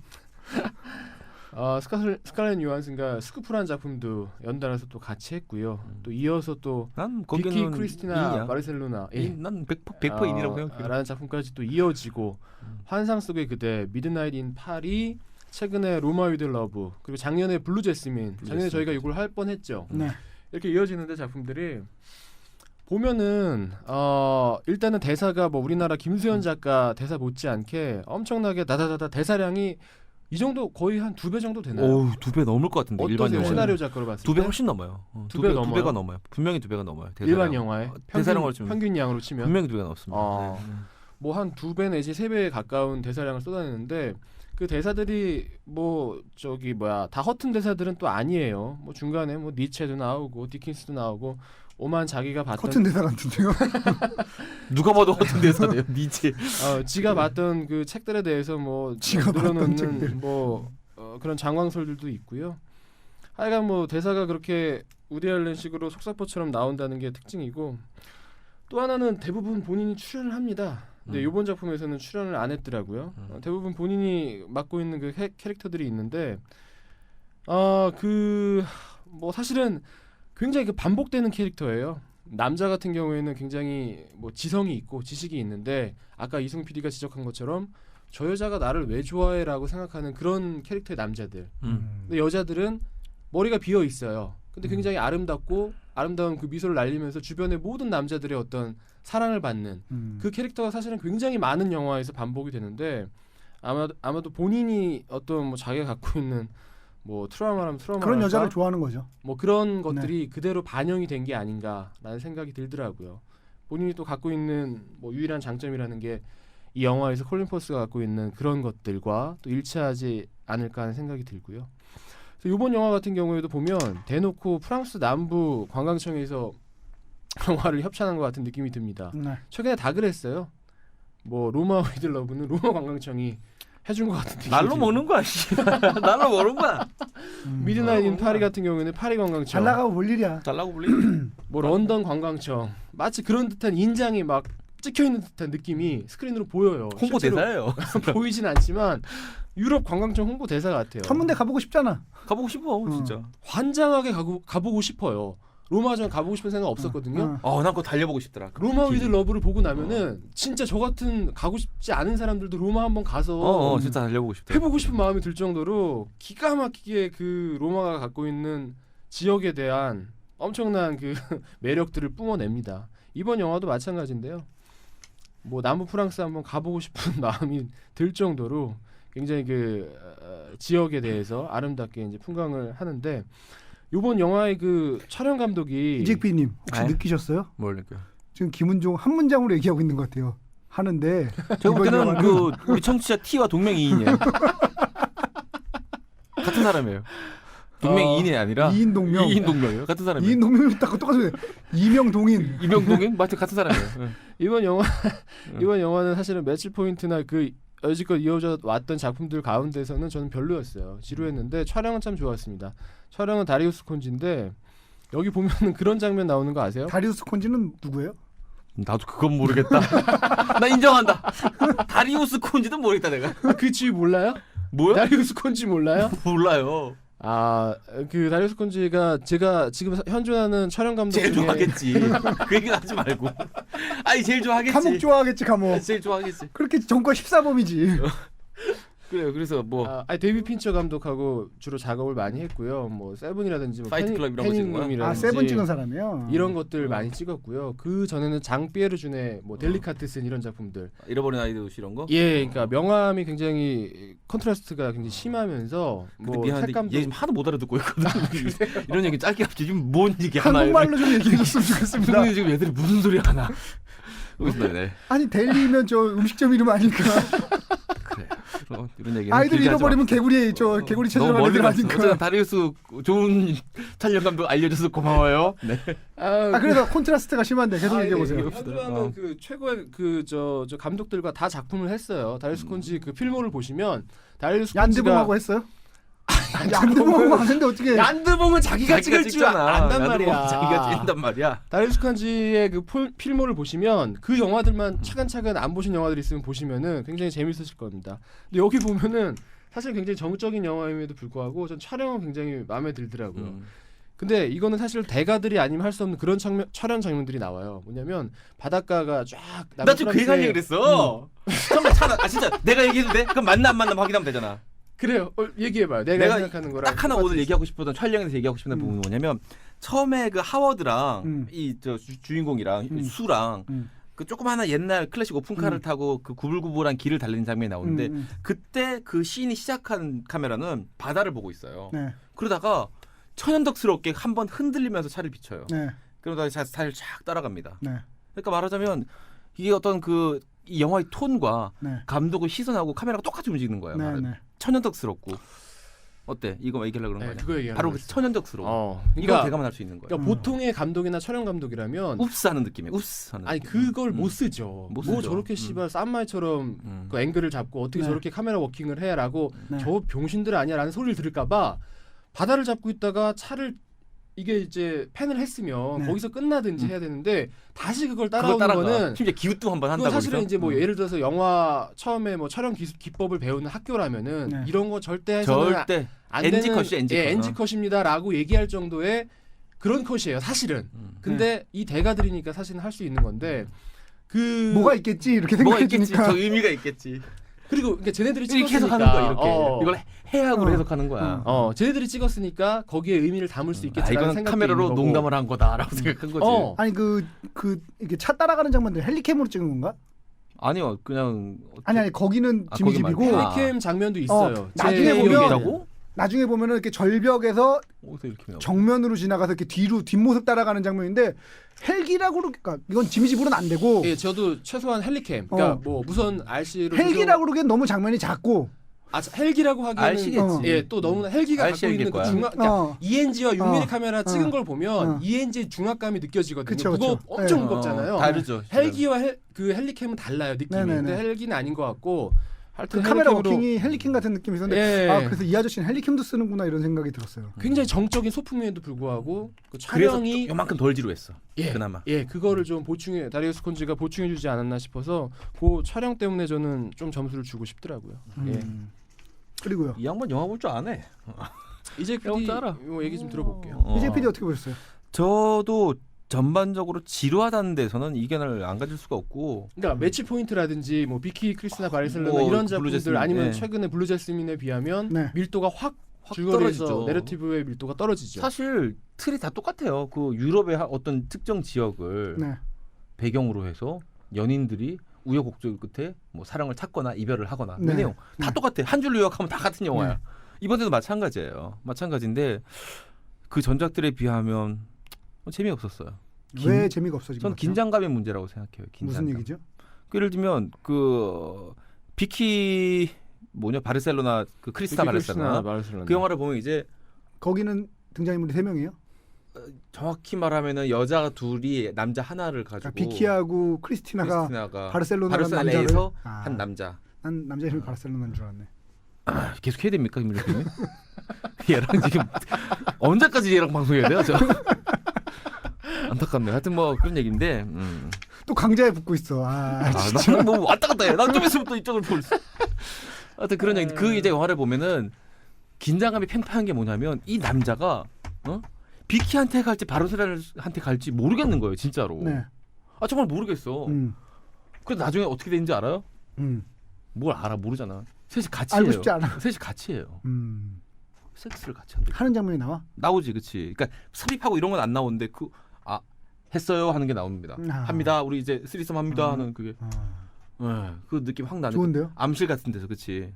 정확히 그 장소가 어디지? 묘사돼 있지 영화상 묘사돼 있지는 않아요. 근데 느낌에 얘는 이제 그걸 쓰리썸 기대하고서 합니다. 보시진 마세요. 그렇게까지 노골적으로 안 나오는데 노골적인 묘사는 암실 없습니다. 맞나? 무슨 사진 한 데가 약간 비키하고 빠르게- 크리스티나는 누구예요? 배우가?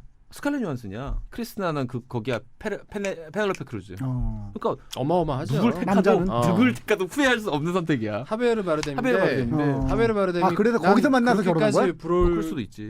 부러운 적은 정말 아니 처음이에요. 남자 어떤 주인공이. 걸 선택해도 후회는 안 해. 후회가 안 해. 이쪽 왼쪽에 스칼렛 요한슨 있지. 여기 페넬로 크루즈 있지. 어떻게 하니? 신해철 씨 노래 한번 불러주세요. 뭐라고요? 단 한 번의 후회도 한번 불러주세요. 단 한 번의 후회도 없어. 그래서 거기서 이제 그 암실에서 막 서로 양쪽에 끼고 막 이렇게 막 한 장면이 나옵니다. 뭐 이렇게 애무였나? 하여튼 뭐 비싼 장면이 나오는데 보면서 끝까지 헷갈려요. 결국 그래서 비키야 크리스나야 씨 막 이런 생각을 하도록 만드는데 여기 이 영화를 보면 제일 중요한 건 이 소피가 그러니까 여자 주인공이죠. 수한테 갈지 재벌 2세한테 갈지 확실하지는 않지만 관심이 안 생겨요. 아슬아슬하지가 않아. 그 이유가 뭔지 모르겠는데. 아니요, 대놓고 누가 봐도 여자 주인공의 마음이 이쪽으로 기울어진 게 보이잖아요. 수한테 예, 가는 처음부터 걸로 보이잖아요. 그 남자 재벌한테는 전혀 관심이 없는 게. 그 균형감을 이런 게 그렇죠. 예. 거기서 들이대는 애가 또 한 명쯤 있고 이렇게 있어야 방금 얘기했던 텐션이 있는데 그 전혀 없잖아요. 그리고 또 하나, 네네. 그건 이제 사실은 수의 문제라기보다는 그 나 배우 모르는 배우인데 그 재벌 2세로 나왔던 그 배우 남자 배우. 예. 이름 뭔지 모르죠 아무도. 하여튼 우리한테 익숙하지 않은 배우인데 우크렐레 걔의 문제가 커요. 누가 씨발 걔랑 사랑에 빠지냐 아무리 돈이 많아도.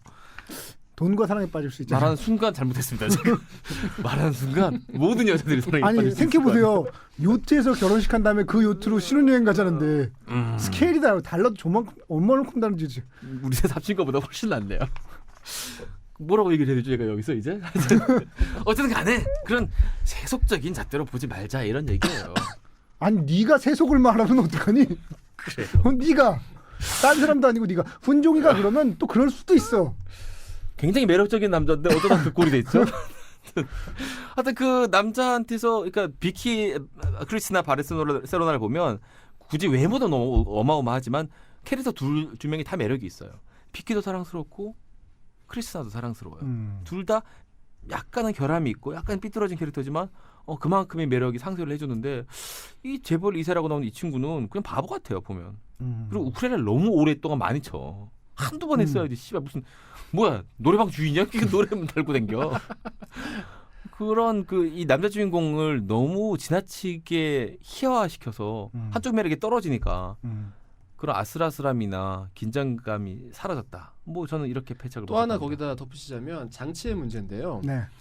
매치 포인트는 어쨌든 스릴러라는 살인 사건이라는 그런 장치가 하나가 제가 처음에 지적한 것처럼 뭐 사람과 죽음에 관한 질문을 계속 던지긴 하는데 그런 장치가 하나가 있고요. 뭐 예컨대 그 미드나잇 인 파리 같은 경우에는 과거로 왔다 갔다 넘나드는 그런 장치가 하나가 영화적 있고요. 장치. 네. 이렇게 장치가 하나씩 소품이지만 있었단 말이에요. 근데 네. 여기서는 기껏한 장치가 마술이라는 마술. 건데 네. 그 장치가 기존의 전작들의 장치에 비해서는 확실히 우리의 텐션을 끌고 가기에는 많이 부족한 장치였다. 그래서 이번 작품이 그래서 재미가 없었던 것 같아요. 지루했던 것 같아요.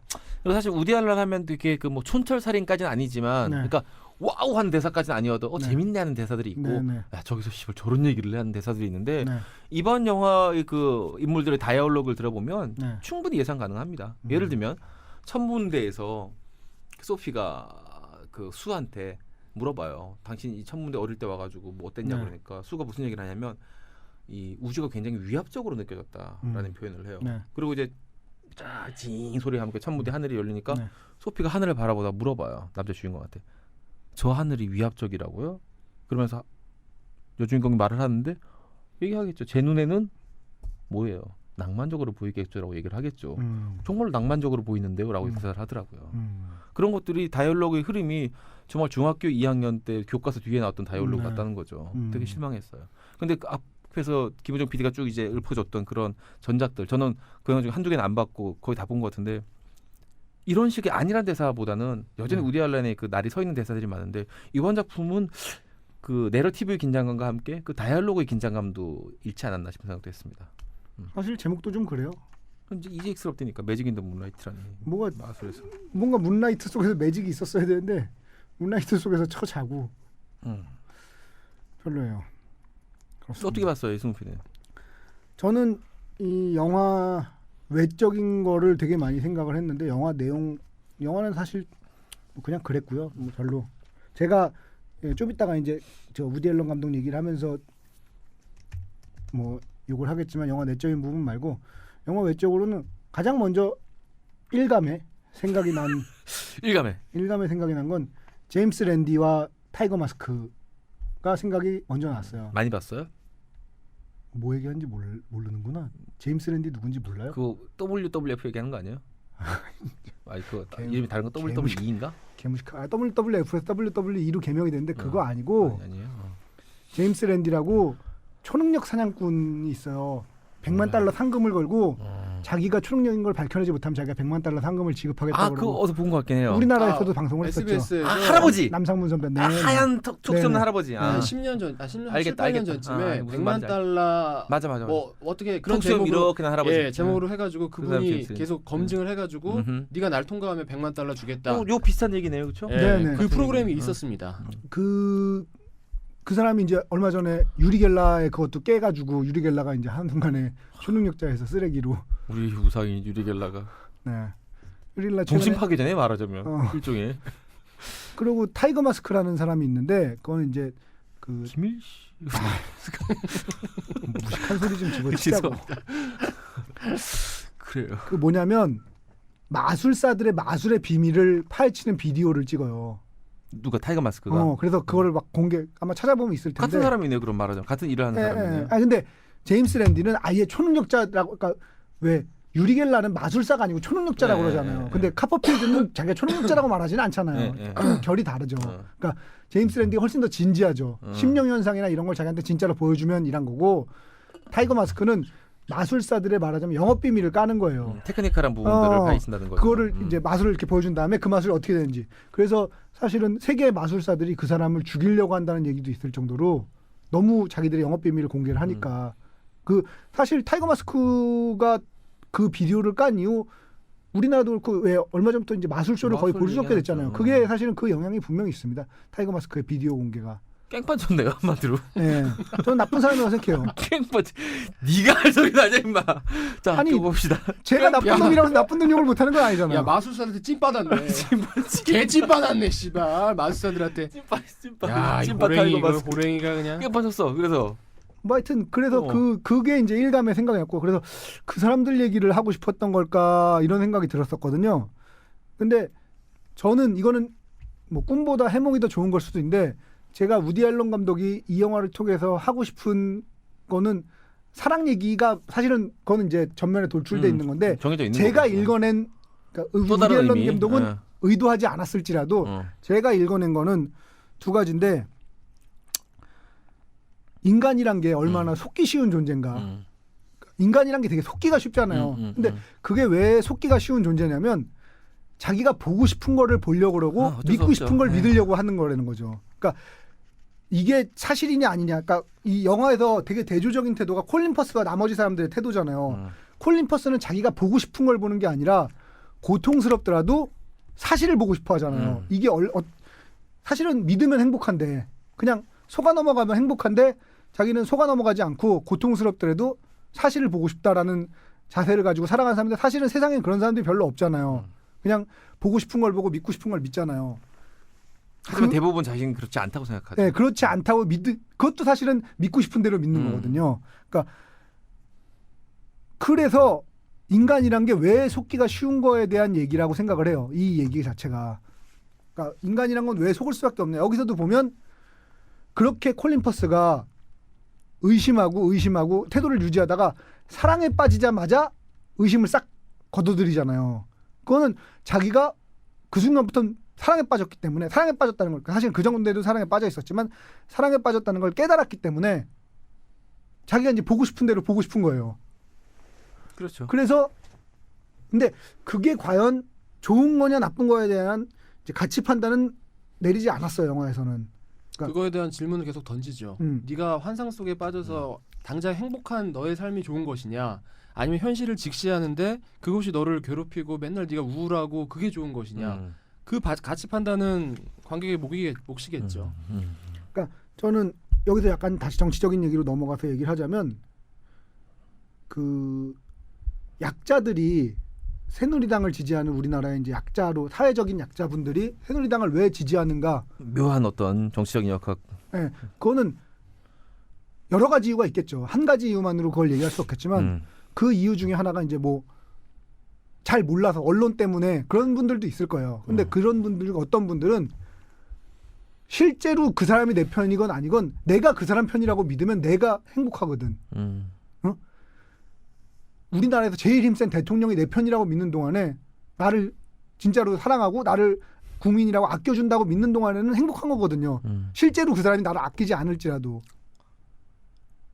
그러니까 일리 있어요. 결국 보고 싶은 대로 보고 믿고 싶은 대로 믿으면 행복이 오거든요. 일종의 종교와 맞닿아 있는, 네네. 맹신과 맞닿아 있는, 종교적인 맹신과 네네. 맞닿아 있는. 매트릭스에도 보면은 빨간 알약 먹을래, 파란 알약 먹을래. 그럼 뭐 빨간 알약을 먹으면 뭐 파란 알약을 먹으면 뭐 하면서 근데 중간에 보면 그 가론 유다 역할을 하는 갑자기 이름이 기억이 안 나는데 그 친구가 그 스테이크를 썰어 먹으면서 난 이게 가짜건 진짜건 상관없어. 그냥 이걸 먹는 게 행복해라고 말하는 장면이 나오거든요. 그러니까 그런 거라는 거죠. 진실을 아는 것이 꼭 행복한 건 아니거든요. 그러면 진실을 택할 것이냐 행복을 택할 것이냐 해서 행복을 자기도 모르게 무의식 중에 행복을 택하는 분들도 있다는 거죠. 그런 분들에게 진실을 알려주기는 굉장히 어려운 일인 것 같아요.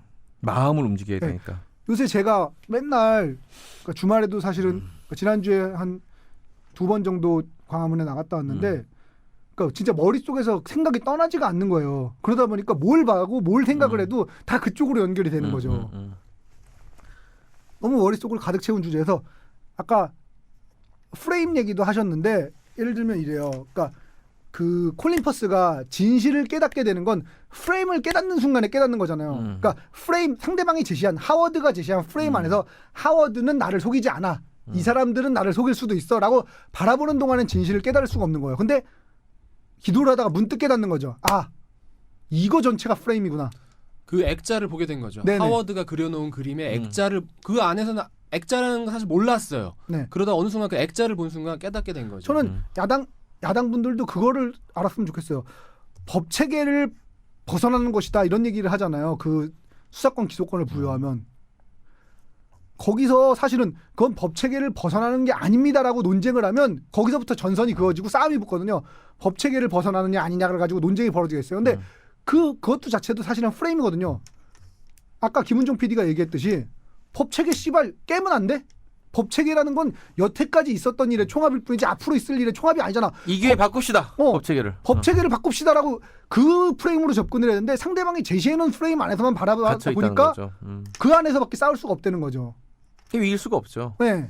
왜냐하면 거기에 전선 상대방이 전선을 긋는다는 건 그 전선이 나한테 유리하기 때문에 전선을 긋는 거예요.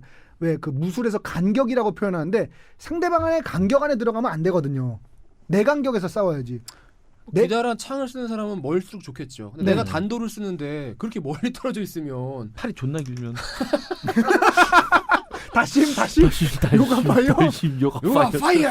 팔이 존나 길면 달심이면 갖다 꽂을 수 있겠네 단도를. 이제 지금 그 이승훈 PD가 지적했던 부분에 대해서 생각을 해보면 뭐 사람이 물질적으로도 살고 정신적으로 살기 때문에 정신적으로 행복하면 다라고 생각을 하실 수도 있겠지만 아무리 정신적으로 행복하도 예컨대 내 뭐 발이 지금 동상으로 얼어가고 있고 썩어가고 있다라는 사실을 알게 된다면 그게 결국은 나중엔 더 큰 불행으로 다가올 것 같아요. 그러니까 좀 그래서 저는 그거에 대해서 좀 알려야 된다고 생각을 하는데 그게 쉬운 일은 아니더라고요. 결단코 왜 쉬운 일이 아니냐면은 그분들이 그걸 알기 위해서 어떤 시간이나 정열을 쏟기에는 당장의 생업이 너무 바쁜 분들이 너무나 많으세요. 네. 그분들이 당장 먹고 살아야 되기 때문에 네. 어떻게 보면 그거를 알 시간, 글 한 줄을 읽을 시간이 없으신 분들이에요. 피곤해서. 그러니까 그게 사실 굉장히 어려운 문제죠. 이 부분이. 그리고 그 우디 앨런 감독이 의도를 하지는 않았을 수도 있지만 또 하나 영화에서 제가 읽어낸 부분 중에 하나는 관객들에게 말하고 싶었던 영화 같아요. 이 영화는 관객들에게 뭐냐면 콜린 퍼스를 어떤 우디 앨런 감독이 생각하는 관객의 뭐 이미지의 하나로 생각을 하면 우리나라 관객들이 특히 그런 성향이 많은데 무슨 마술을 보러 가든 뭘 보러 가든 기본적으로 어디 얼마나 잘하나 보자. 날 속여봐. 난 여기 가서 내 마음을 정신을 놓고 웃어야지. 나 즐겨야지. 예전에 이제 레슬링이 인기 있었다가 인기 없어진 이유도 그거잖아요. WWE는 속인다는 걸 알고 있어요. 이거 가짜로 하는 거라는 걸 알고 있지만 영화를 즐기듯이 페이크를 즐기는 그 느낌으로 하는데 우리나라는 레슬링을 스포츠 경기로 접근했었기 때문에 어디 잘하나 보자를 그런 마음을 가지고 봤기 때문에 그게 사실이라는 게 밝혀졌을 때 용서가 안 되는 거죠. 물론 레슬링은 좀 다른 부분이긴 합니다만 어쨌든 그러니까 관객들에게 엔터테인먼트는 그렇게 즐겨라는 거야. 왜 따지냐라고 말하고 싶었던 부분도 있었을 거라고 생각해요. 그렇게 따지지 말고 마지막에 왜 콜린 퍼스가 속아도 좋아 행복해 영화 볼 때 왜 야 이 영화 얼마나 잘 찍었나 보자 얼마나 재밌나 보자 너 좀만 못 찍었으면 이거 아주 가만 안 둘 거야 라는 마음으로 보면 재미가 없잖아요. 그 이은결이나 최현우나 이런 마술사들 나와서 얘기할 때 저 얘기를 꼭 해요. 우리나라 관객들이 얼마나 잡아내려고 혈안이 돼 있는지 그것 때문에 사실은 가장 힘들대요. 그러니까 재미 포인트를 그걸로 잡는 거죠. 영화를 볼 때도 그렇게 보지 말아달라라는 의도를 할 수도 있었을 지는 않을까. 나는 삼감쯤 들어요. 삼감. 일감이면 이상하지 이게 일감에 이게 들어가. 일감이면 마술 하면 안 되죠. 좀 사이코패스지. 뭐 최현우는 그렇게 볼 수 있어요. 일감으로. 하여튼 그래서 그런 생각이 들었습니다. 그리고 우디 앨런 감독 얘기를 좀 하자면 저는 이제 우디 앨런 감독 영화가 제대로 보지도 않았지만 대강 내용을 듣고 보고 안 봤어요. 한 편도. 이게 제가 본 우디 앨런 감독의 첫 영화고 아마 또 보게 될 일이 있을까 싶기는 한데 첫 영화인데 좀 굉장히 그 안 좋은 재미없는 영화를 첫 영화를 보게 됐네요. 근데 말하자면 여자를 봤는데 일어나자마자 여자 얼굴 처음 본 거야. 네. 이도 안 닦은. 밤에 뭐 했죠? 그러니까 그런 겁니다. 네. 뭐냐면 우디 앨런 감독의 영화들이 그러니까 예전에는 어땠는지 모르겠는데 최근에 몇 작품을 다 살펴보면 지나치게 의고적인 영화들이에요. 그러니까 옛날을 굉장히 미화하는 경향이 많거든요. 이 영화도 보면 1920년대 베를린이 얼마나 아름다웠나 이런 얘기하고 있는데 사실은 이 시대가 뭐 베를린 말고 이제 프랑스 남부는 아름다운지 어쩐지 모르지만 막 1차 대전과 2차 대전 사이에 있고 그렇죠.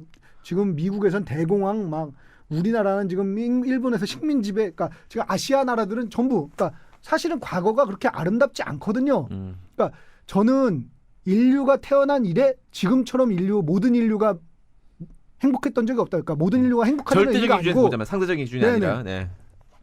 인류가 이 정도로 번영을 구가했던 때가 없거든요. 근데 그거는 10년 전에도 마찬가지였고 20년 전에도 마찬가지였고 그냥 그 시대가 늘 최선의 시대였어요. 근데 의고적인 인간들은 마치 굿 올드 데이즈 그 공자가 왜 주나라 시대를 이상화시켜 놓고 무슨 주공 꿈의 주공을 봤다는 둥 그럴 리가 없거든요. 조선시대 평균 수명이 40살이라는 거는 그 사람들의 삶이 얼마나 비참했을지를 보여주는 저 거거든요. 내일 죽습니다.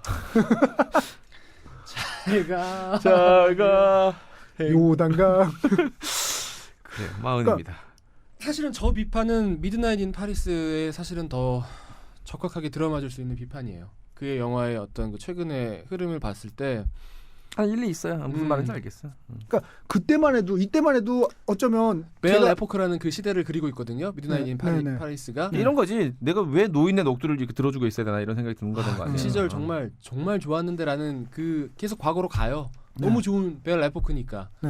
그러니까 방금 얘기한 그 지적이 굉장히 맞아떨어지는. 근데 이런 것도 있어요. 노인의 녹두리 맞아요. 맞는데 녹두리가 듣다 보면 재밌어. 옛날 얘기해 주는데 제법 그럴싸해. 그러니까 사실은 그게 재미없다는 게 아니고 재밌는 게 오히려 전 문제라고 생각해요. 저는 저 응답하라 1994, 1997 유행할 때도 되게 싫었는데 그게 재밌기 때문에 많은 사람들이 진짜로 옛날이 더 좋았다고 생각을 한다는 거죠. 지금 이재 PD가 지적한 것처럼 지금 최근 10년작 중에 제일 전 망작이라고 보거든요. 제가 본 것 중에서는. 제가 본 것 중에서 그럼에도 불구하고 그냥 쉽사리 화장실을 그냥 왜 그런 영화들 있죠. 화장실 갔다 와서 5분 있다 봐도 씨발 그런 영화들 있죠. 뻔한 영화인데 뭐 내가 뭐 굳이 이거 참으면서까지 최근에 볼 우리가 필요가- 본 것 중에 많이 있어요. 그런 영화들 있잖아요. 근데 적어도 그게 아니라는 거야. 제일 지금 밑에 핫발인데도 불구하고 그렇다는 얘기가 지금 전반적으로 밀도가 있다는 얘기죠. 관객들에게. 그러니까 옛날 얘기를 하고 옛날을 아름답게 그리는 게 재밌다는 게 사실은 더 큰 문제예요. 뭐냐면 사람들이 그러면 옛날은 좋았는데 그럼 지금은 엿같네라는 생각을 하게 되는 거죠. 근데 앞으로 나가야 되잖아요, 우리는. 그러니까 왜 그런 얘기하는 사람들도 저는 되게 별로라고 생각하는데 앞으로 발전을 말하지 않잖아요, 그 사람들은. 옛날이 좋았다고 말하는 사람들은. 앞으로 나가야 되는. 그러니까 지금 그 왜 제가 얘기했던 요즘 군대 좋아졌네 있잖아요. 요즘 애들은 진짜 좋아졌어, 편해졌어. 아니 그럼 좋아지고 편해져야지 그럼 점점 나빠져야 됩니까? 그 자기 본전 생각하는 인간들이 있어. 내가 맞았으니 너도 맞아라. 뭐 이런 인간들인데 그런 인간들은 완전히 잘못된 거예요. 아니 내가 맞았지만 너는 안 맞고 좀 더 나은 내일. 그러니까 이제 PD가 그렇잖아요. 0.0001%라도 좋아져야죠. 요즘 군대 좋아졌네라니. 요즘 군대가 좋아지면 좋은 거지. 그걸 왜 비과요? 아니 그럼 지금 2014년에 씨발 아직도 저 내문반에서 고추 만져야 돼요? 그건 아니지. 바지 올려 바지 내려 해야 됩니까? 이건 아니에요. 진짜 그러니까 그리고 또 역사가 그러니까 이런 과거가 미화되는 경향에는 그것도 있어요.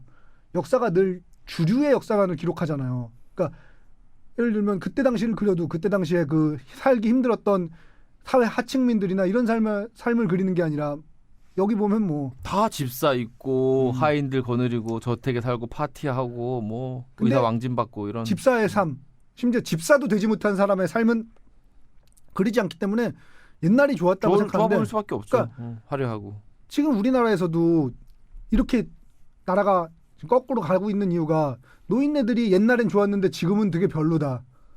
사실은 자기들이 그냥 지금의 흐름을 못 따라가고 있는 것뿐인데 그걸 인정하기 싫으니까 옛날이 좋았어. 그러니까 자기 젊은 날이 그때였기 때문에 그때 있던 사람들이 좋은 사람들이라고 생각을 한다는 거죠. 그래서 지금 젊은 사람들의 삶이 되게 비참해지고 있는데 또 어이없는 건 그걸 따라가는 젊은 애들이 있다는 거지. 많진 않아요. 제가 보기에는. 네오나치가 독일에 있으면 얼마나 많겠습니까? 일배하는 애들 그렇게 많지 않아요. 많지 않은데 주장이 극단적이다 보니까 선명해서 많아 보이는 거예요. 그런 애들 그렇게 많지는 않습니다. 이재 PD가 지금 40이잖아요. 저하고 이승훈이가 39인데 저희가 벌써 그런 느낌을 받아요. 젊은 친구들에게 부채감 같은 거를 느끼거든요. 그렇죠. 근데 하물며 그 윗세대들은 그거보다 훨씬 더 많이 느껴야 되는 게 당연한 거거든요. 근데 그런 부채감이나 뭔가를 좀 뺏어왔다라는 느낌 있잖아요. 그런 것들을 전혀 못 느끼시는 분들이 굉장히 많더라고요. 그러니까 단순하게 그들이 뭐 게을러서 그들이 너무나 눈이 높아서 직장을 못 구한다는 식으로 너무 매도할 수는 없는데 그렇게 그냥 매도해 버리시는 분들이 너무나 많더라고요. 특히 그 우석훈 박사가 얘기했던 것 중에 하나가 지금의 한국의 50대 남자들이 얼마나 비열한가, 얼마나 약탈적이고 얼마나 자기밖에 모르고 그렇게 살고 있는가에 대한 얘기를 한 적이 있는데 저는 굉장히 맞는 말이라고 생각해요. 지금 한국의 여성분들보다 남자분들, 특히 50대 굉장히 문제 있습니다. 가장 기득권 밀집층. 진짜로 그분들은 정말 못돼 처먹었어요. 그렇게밖에 표현할 수 없어요. 못돼 처먹었다. 자기를 중심으로 세상을 해석하는. 탐욕적이죠. 네. 굉장히 탐욕적이고. 그리디합니다. 소비 패턴조차 탐욕적이에요. 그런 사람들 돈 쓰는 거 보면 탐욕적으로 씁니다. 돈을 쓸 때도 심지어. 이 영화 보면서 뭐 비교할 만한 영화 뭐 있었나요?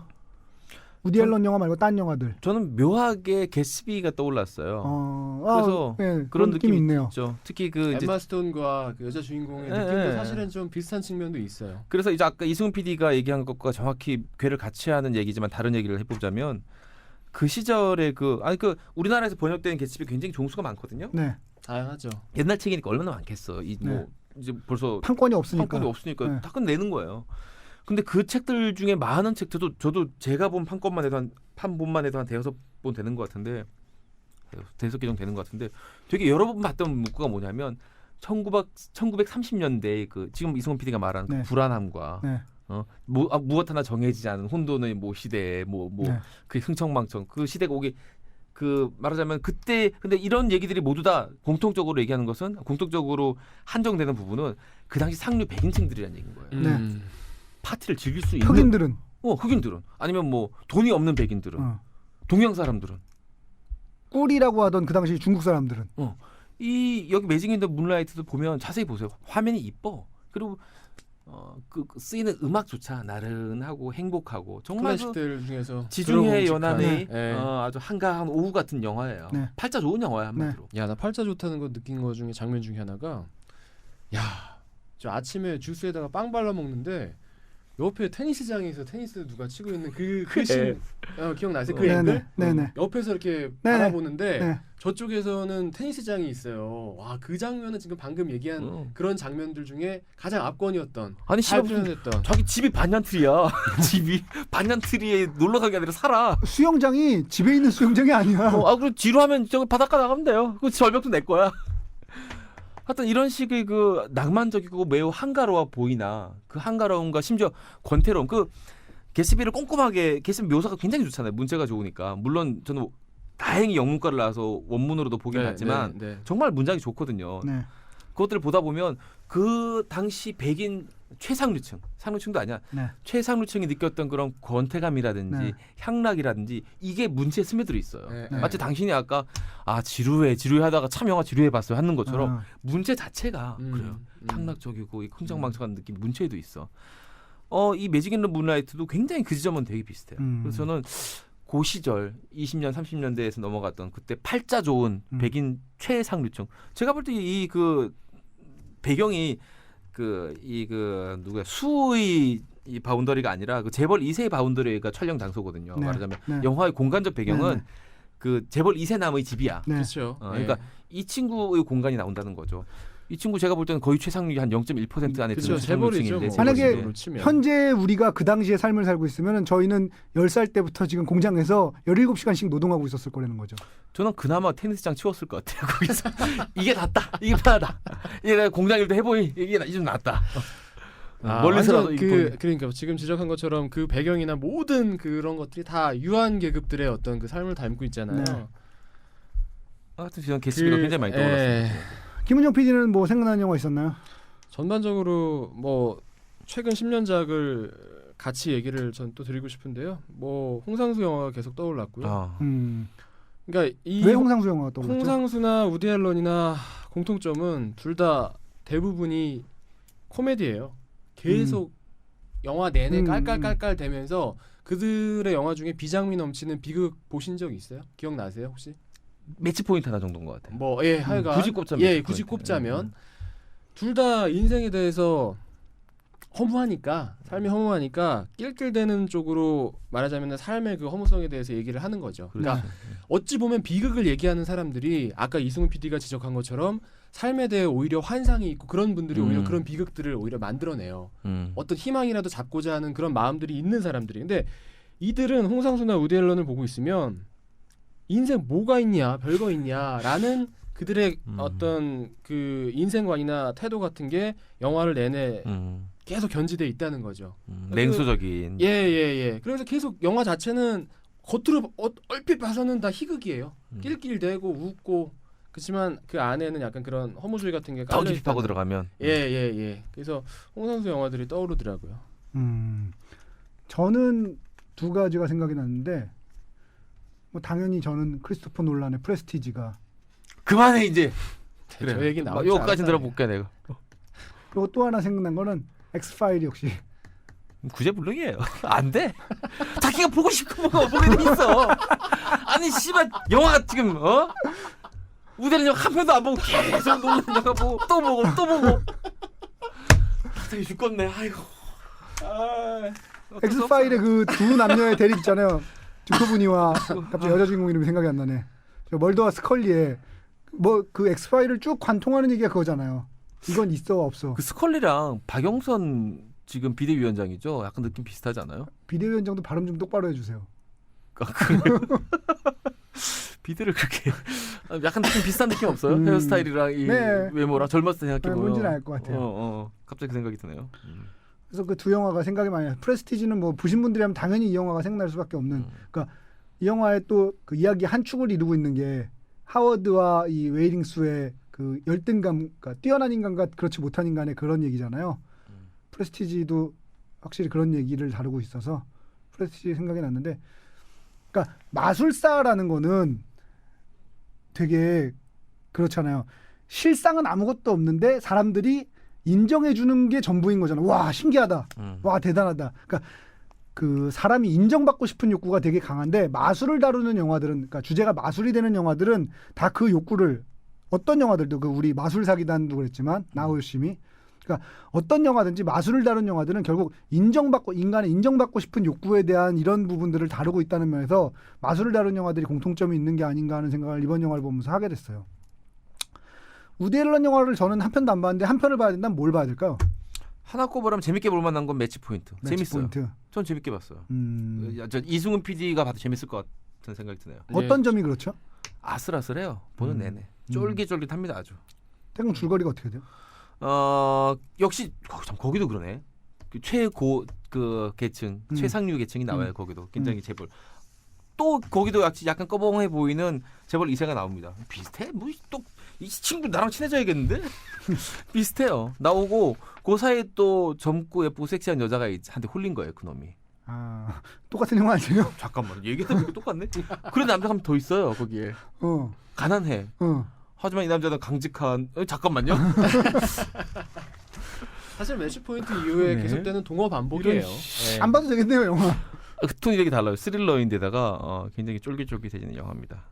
하여튼 뭐 스토리는 비슷해요. 근데 저 우디 앨런 감독이 개인적으로 테니스를 좋아하는 것 같은 게 거기 테니스 코치가 나오잖아요. 심지어 뭐 대표적인 애니홀도 그렇고 이게 테니스 코트들이 이렇게 많이 나와. 우리 조나선이 테니스로 나오잖아. 그 강사로. 네. 근데 가장 섹시한 장면은 탁구 치는 장면이에요. 거기서 테니스 강사인데 탁구 치는 장면이 제일 섹시해. 여기에 보면 심령현상 이런 거에서 다루고 있잖아요. 심령현상이나 귀신은 실제로 있다고 생각하세요?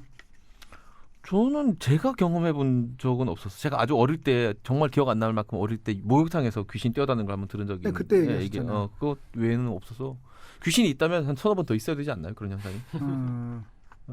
그건 정말 제가 지금 생각해도 좀 이해가 안 가는데 그렇군요. 뭐인지 모르겠어요. 없는 것 같아요. 그래서 지금 저희 이제 곧 죽을 나이잖아. 40이잖아. 네. 조선시대라면 평균 당신들 수명 다 1년 남았어. 1년 동안 열심히 살아야 돼. 야, 우리 시한부 인생. 시한부 1년 남았다 니네들. 아니 근데 한 20대까지만 해도 그 기억이 생생해가지고 그럴 수도 있겠다 생각을 했는데 점점 나이가 들다 보니까 정말 그렇다면 몇 번 더 있어야 되는데 확률적으로 그게 없는 걸 보면 뭐 잘못 들었거나 뭐 어려서 환청을 들었거나 이런 거라고 생각합니다. 김은정 PD는 어떻게 생각하세요? 저도 한 번도 경험을 해보지 않아서 보통 경험을 해야 좀 믿게 되잖아요. 믿음이 안 가더라고요. 그렇군요. 저는 좀 입장은 다른데 저는 있을 수도 있다고 생각하는 입장이긴 해요. 귀신이 있을 수도 있고 뭐 초능력이 있을 수도 있고 뭐 신도 있을 수 있고. 근데 제가 하고 싶은 얘기는 귀신이 있다고 해서 초능력이 있는 것도 아니고 초능력이 있다고 해서 신이 있는 것도 아니고 그 우리가 불가사의한 것들을 하나가 있으면 나머지도 다 있을 거라고 생각하는 경향이 있잖아요. 예를 들면 초능력이 존재하는 걸 보니 신이 있나 보다 이렇게 생각하는 사람들도 있을 수 있고 귀신이 있으니까 이 세상을 만든 신이 있을 수도 있겠구나 생각하는 사람들도 있는데 귀신의 존재가 신을 그러니까 조물주를 의미하는 것도 아니고 신의 존재가 있다고 해서 초능력을 의미하는 것도 아니고 그러니까 그런 것들이 다 분리되어 있는 건데 그런 것들을 뭉뚱그려 생각하는 경향들인데 저는 그 경향에는 단호히 반대하고 저는 귀신이 있을 수도 있다고 생각하는데 둘 중에 걸어라 그러면 없다는 쪽에 걸 거예요. 저도 귀신은 있을 수도 있다지만 확률이 굉장히 낮다. 그러니까 왜 그러냐면 사람들이 이런 심령현상이나 이런 걸 경험했을 때 대낮에 여러 명이 몰려 있는데 한꺼번에 심령현상을 경험한 일은 없거든요. 그렇죠. 그러니까 맞아요. 무슨 얘기냐면 정신이 또렷하고 그런 착각을 할 여지가 적은 상황에서 느끼는 경우는 없어요. 예를 들면 보통 자거나 뭐 밤에 폐가 어두울 때 아니면 뭐 정신이 혼미할 때 감기 걸 이럴 때 보통 느낀다는 거죠. 그러니까 결국 착각일 가능성이 훨씬 높다는 거죠. 다음 주에 믿는 분들 한번 메일 좀 주세요. 본인이 겪은 봤다. 경험담. 심령. 그러니까 예를 들면 내가 봤던 심령 귀신. 예를 들면 광화문에서 한 300명이 모였는데 거기 귀신이 떴다. 이러면 이건 믿을 수밖에 없죠. 근데 대부분의 경우는 자기 혼자 있을 때 혹은 둘이 있을 때 어두운 상황에서 막 졸릴 때 아플 때 매일 존나 오면 어떡하지? 수학여행 가서 42명이 같이 봤어요. 아침에 조회하고 있는데 귀신 봤어요. 선생님도 놀라셨어요. 자, 이런 거. 가장 많은 인원수를 증명해 주신 분께 상품을 하나 드리도록 하겠습니다. 그래요. 그러니까 그런 우리가 알 수 없는 존재들, 뭐 외계인들까지 포함해서 저는 외계인 믿어요. 근데 있다고 생각해요. 외계인은 가능성이 굉장히 높죠. 다른 거에 있다고 비해서. 생각해요. 외계인은. 자, 외계인을 믿어요? 시간 여행을 믿어요? 외계인이요. 저는 둘 다 가능하다고는 생각을 해요. 시간 여행. 난 외계인을 훨씬 믿어요. 시간 여행보다는. 근데 외계인도 또 그래요. 외계인이 있다고 그래서 꼭 우리보다 과학 문명이 발달했을 거라고 생각하진 않거든요. 존나 불쌍하다. 근데 저기- 외계인인데 존나 찌질해. 병신들은 올 수 있어요. 존나 찌질해. 어. 판이수명 40년이야. 멀리서 그냥 살고 있을 수도 있는 거죠. 외계인의 존재를 믿냐 그러면 저는 있을 수 있다고 생각하지만 외계인이 지구에 UFO를 끌고 왔냐? 그건 우리가 가능성이 끌고 가야 될 높지 수도 있어요. 응. 그들은 아직 지금 네안데르탈 단계일 수도 있다는 거죠. 안타깝네요. 외계인들 불쌍하네요. 알겠습니다. 여기서 잣잣 가도록 하겠습니다. 잣잣 뭐 있었나요? 잣잣은 저는 이거는 뭐 사람은 아니지만 그냥 물어보는 거예요. 네. 허심탄회하게 물어보는 거예요. 비가 존나 쏟아지고 나서 천문대 들어가잖아요. 네. 그 천문대가 이제 쥐잉 열리고 앞에 그 만환경이 이렇게 길게 있단 말이죠. 무리한 거 이미 무리의 기운이 확 느껴지는데. 이재 PD님. 나만 느꼈. 나만 쓰레기야? 이재 PD님. 나만 쓰레기야? 진짜 아까 그 자동차 씬 펜신 있잖아. 그거와 더불어서 두 가지를 똑같이 봤네. 이 새끼. 야, 나 이 새끼 편이야. 누가 뭐래도 나 너한테 안 돌아가. 나 김은종. 아니 난 그 김은종. 누가 봐도 그거. 나 김은종 뒤에 선다. 이건 뭐 은유도 아니고 누가 뭐 봐도. 직유라고 해야 되나? 그 틈도 절묘해. 예. 이거는 저는 100%. 100%. 예. 저는 정말 그 장면하고 그 장면은 저는 감히 우주와 천체망경이 했다 이렇게 얘기하고 싶어요. 그림이 야, 아주 노골적이야. 그러고 심지어. 보니까 그 옆에 조그만 새끼 망원경이 있었던 것 같은 느낌이야. 걔가 3년 전에 태어난 애야. 100%입니다. 100%. 100%. 200%. 아, 나만 쓰레기는 아니었구나. 이렇게 안심이 될 수가. 또 뭐 있나요? 저는 이 영화 앞으로 보실 분들한테 말씀드리는데 이 무도회가 여러 번 나오는데 제일 마지막 무도회에서 춤을 이렇게 춰요. 춤을 출 때 이제 그 수와 이 주인공 소피가 춤추는 무도회장에서 춤추는 장면이 나오는데 그때 이상하게 그 앵글에 옆에 커플이 되게 오래 잡혀요. 세상에 그렇게 느끼한 남자 처음 봤어요. 남자가 김은국 리즈 씨 같아. 김은국 31살 때. 야, 우클렐레랑 저 엠마 스톤은 못했을 수도 있겠지. 그런 새끼들 몸만 좋고 잘 안 됩니다. 그래요. 그럴 가능성도 굉장히- 너무해요. 굉장히 왜 콜린 퍼스하게 왜 갔겠어? 순결주의자. 그러니까 그렇게 결혼하려고 그러는 거야. 결혼해야 할 수 있으니까. 불쌍한 새끼들. 하워드랑 이모는 했을까요? 예? 하워드랑 이모. 당연하죠. 이모는 그때 시리에 빠진 상태에서 제가 볼 때 좀 막 굴렸을 것 같습니다. 알잖아. 그런 스테이트 오브 마인드 알잖아. 알죠. 예. 김은정 PD 뭐 있어요? 너 아까 보니까 사람 마음 잘 알더만. 저는 이 영화에서 콜린 퍼스를 데리고 간 그 하워드 전체 그림을 조각한 하워드 있죠. 하워드랑 우쿨렐레 엄마랑 한번 했습니다. 아니 왜냐면 근거가 있어요. 야, 그래 엄마 좀 그렇다. 아니 있어요. 너 무서워. 있어요. 있어요. 그래. 아니 우쿨렐레 엄마가 우쿨렐레 누나도 아니고 우쿨렐레 엄마가 이거에 굉장히 행복감을 느끼시잖아요. 내가 봤을 때는 하워드가 자기도 모르게 하다가 부지불식 중에 이거 연습을 한 거야. 그래서 우쿨렐레 엄마는 이 소리만 들리면 행복한 거야. 무리야. 야, 이건 못 하겠어. 이거 무리야. 들어서 못 하겠어. 이거 진짜 아니야. 이거 아청법도 있지만 경로법 이런 거 없니? 경로법이 어디 있어? 내가 볼때 그거 한 8 되신 것 같은데 좀 아닌 것 같아. 그래. 아니야. 아니, 그러니까 하지만 저는 그분과 연관해서 우쿨렐레 엄마랑 연관돼 가지고 그 우쿨렐레 아빠 심하게 하셨어요. 제가 보기에는 심하게.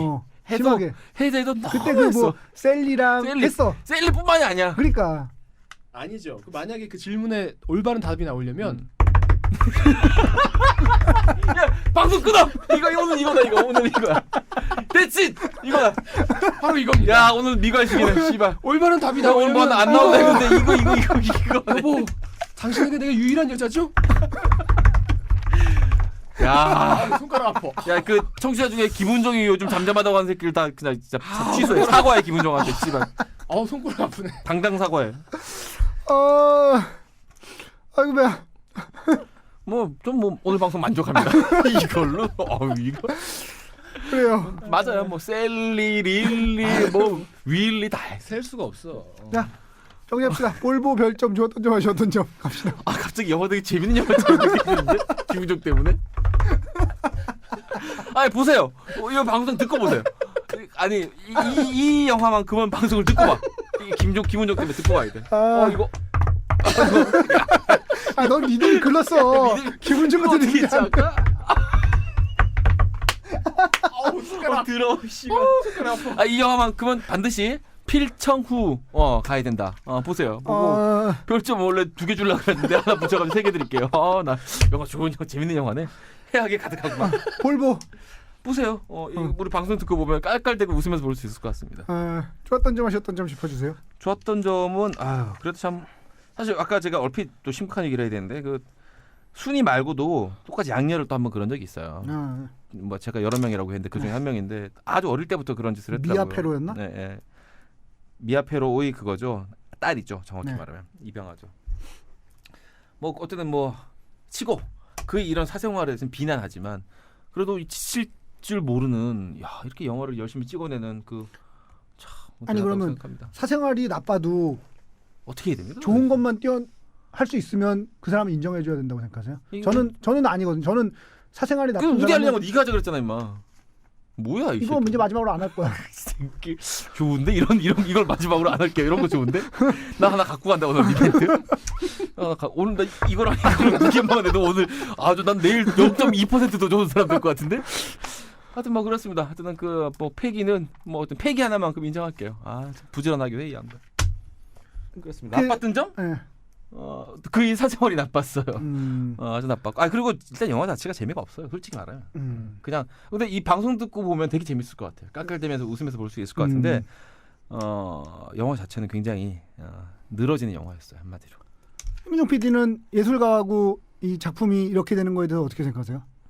우디 알렌 영화를 굉장히 최근작을 굉장히 재밌게 봄에도 불구하고 아까 초반에도 이재 PD한테 물었지만 그의 사생활은 저는 용납을 할 수가 없어요. 아무리 뭐 사랑이라는 이름으로 다양한 종류의 사랑이 존재할 수 있다고 하지만 저는 용납이 안 되더라.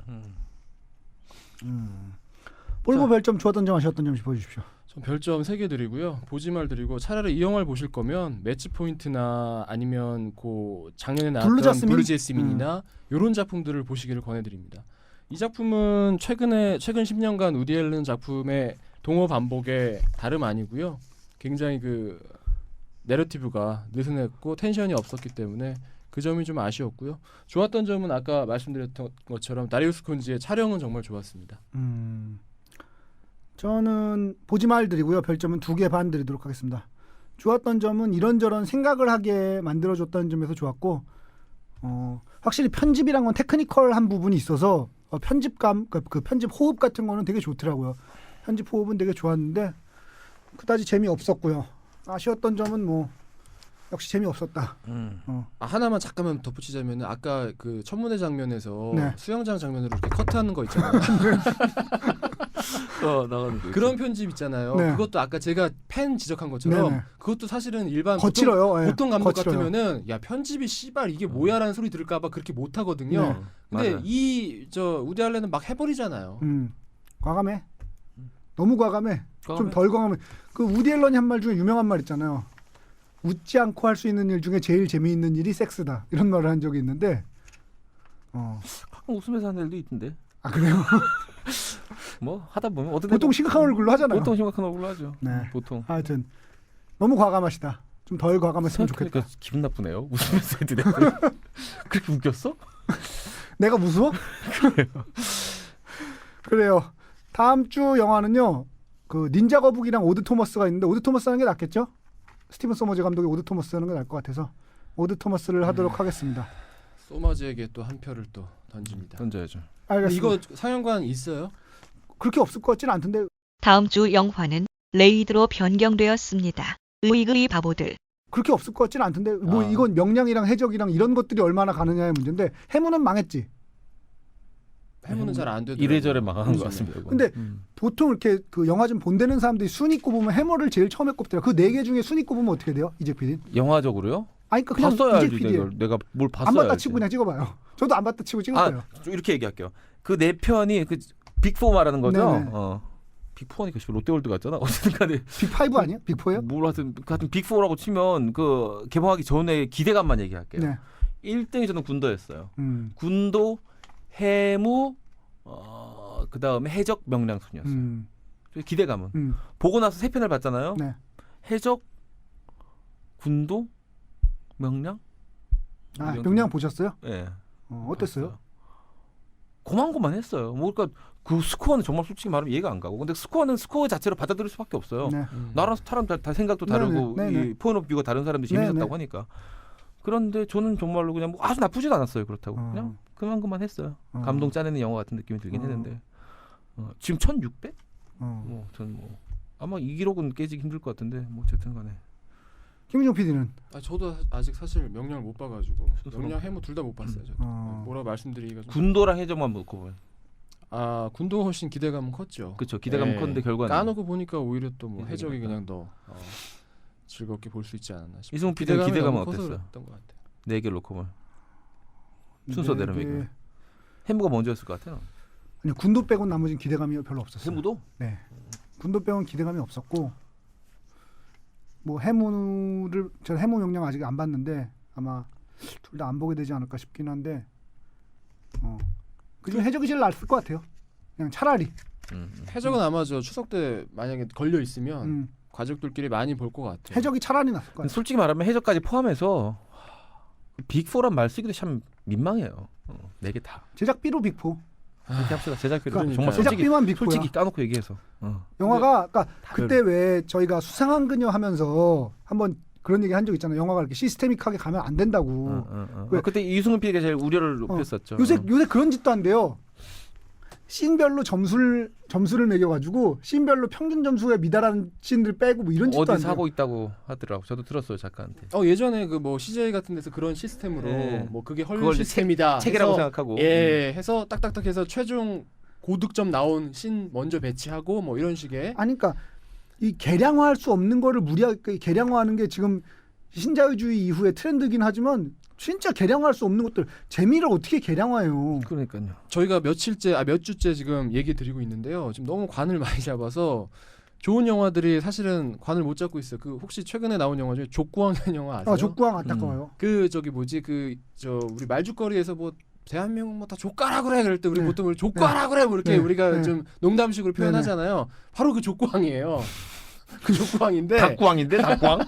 코알라랑 비슷하네요. 코알라 닭광 비슷한 족광. 느낌인데 3대 꽝이 있죠. 코알라 닭광 족광. 이런 족구왕 같은 작품도 좀 이런 CGV나 메가박스의 한 관 정도는 좀 걸려서 다양성을 좀 보장했으면 좋겠는데 한번 좀 이런 좋은 작품들도 좀 족구왕은 많이 나중에 기회 되면 다뤄보도록 하겠습니다. 그럽시다. 네. 족구왕도 한번 하여튼 다뤄봅시다. 그러니까 뭐 어디서 그렇잖아요. 우리 회사에서도 계량할 수 없는 걸 계량하는 경향이 좀 있잖아요. 시켜 그런 것들을. 저희는 뭘 만드는 제조업체가 아니잖아요. 방송 문화라는 건 그걸 어떻게 계량화합니까? 그러니까 자꾸 계량화할 수 그럼 소설 15편 써낸 이재익 작가랑 저 소설 한 4편 써낸 정유정 작가랑 비교하면 누가 더 그럼 불편한 얘기는 하지 마. 사람 앞에 놓고 뭐한 짓이에요. 예의 없이. 저는 앞에 있다고 생각하지 않습니다. 제 밑에 있다고 생각합니다. 그래요. 그러니까 자, 그 계량할 수 없는 걸 자꾸 계량하는 이 경향 명백히 반대하고요. 다음 주 영화는 오드 토머스로 하는 스티븐 걸로 소머즈 하겠습니다. 감독의 오드 토머스 하도록 하겠습니다. 저희가 안 먹는 대신에 짧게 합니다. 앞으로 나 먹은 나는 뭐냐? 너 왜 그랬어? 네가 먹였어. 자, 풍문으로 듣는 방송 간접 광고와 하나하나 방송 월급쟁이들의 애환이 담긴 방송 시네타운 19 세월호 특별법을 지지하는 시네타운 19 117회 여기서 마무리하겠습니다. 감사합니다. 듣느라 고생하셨습니다. 안녕.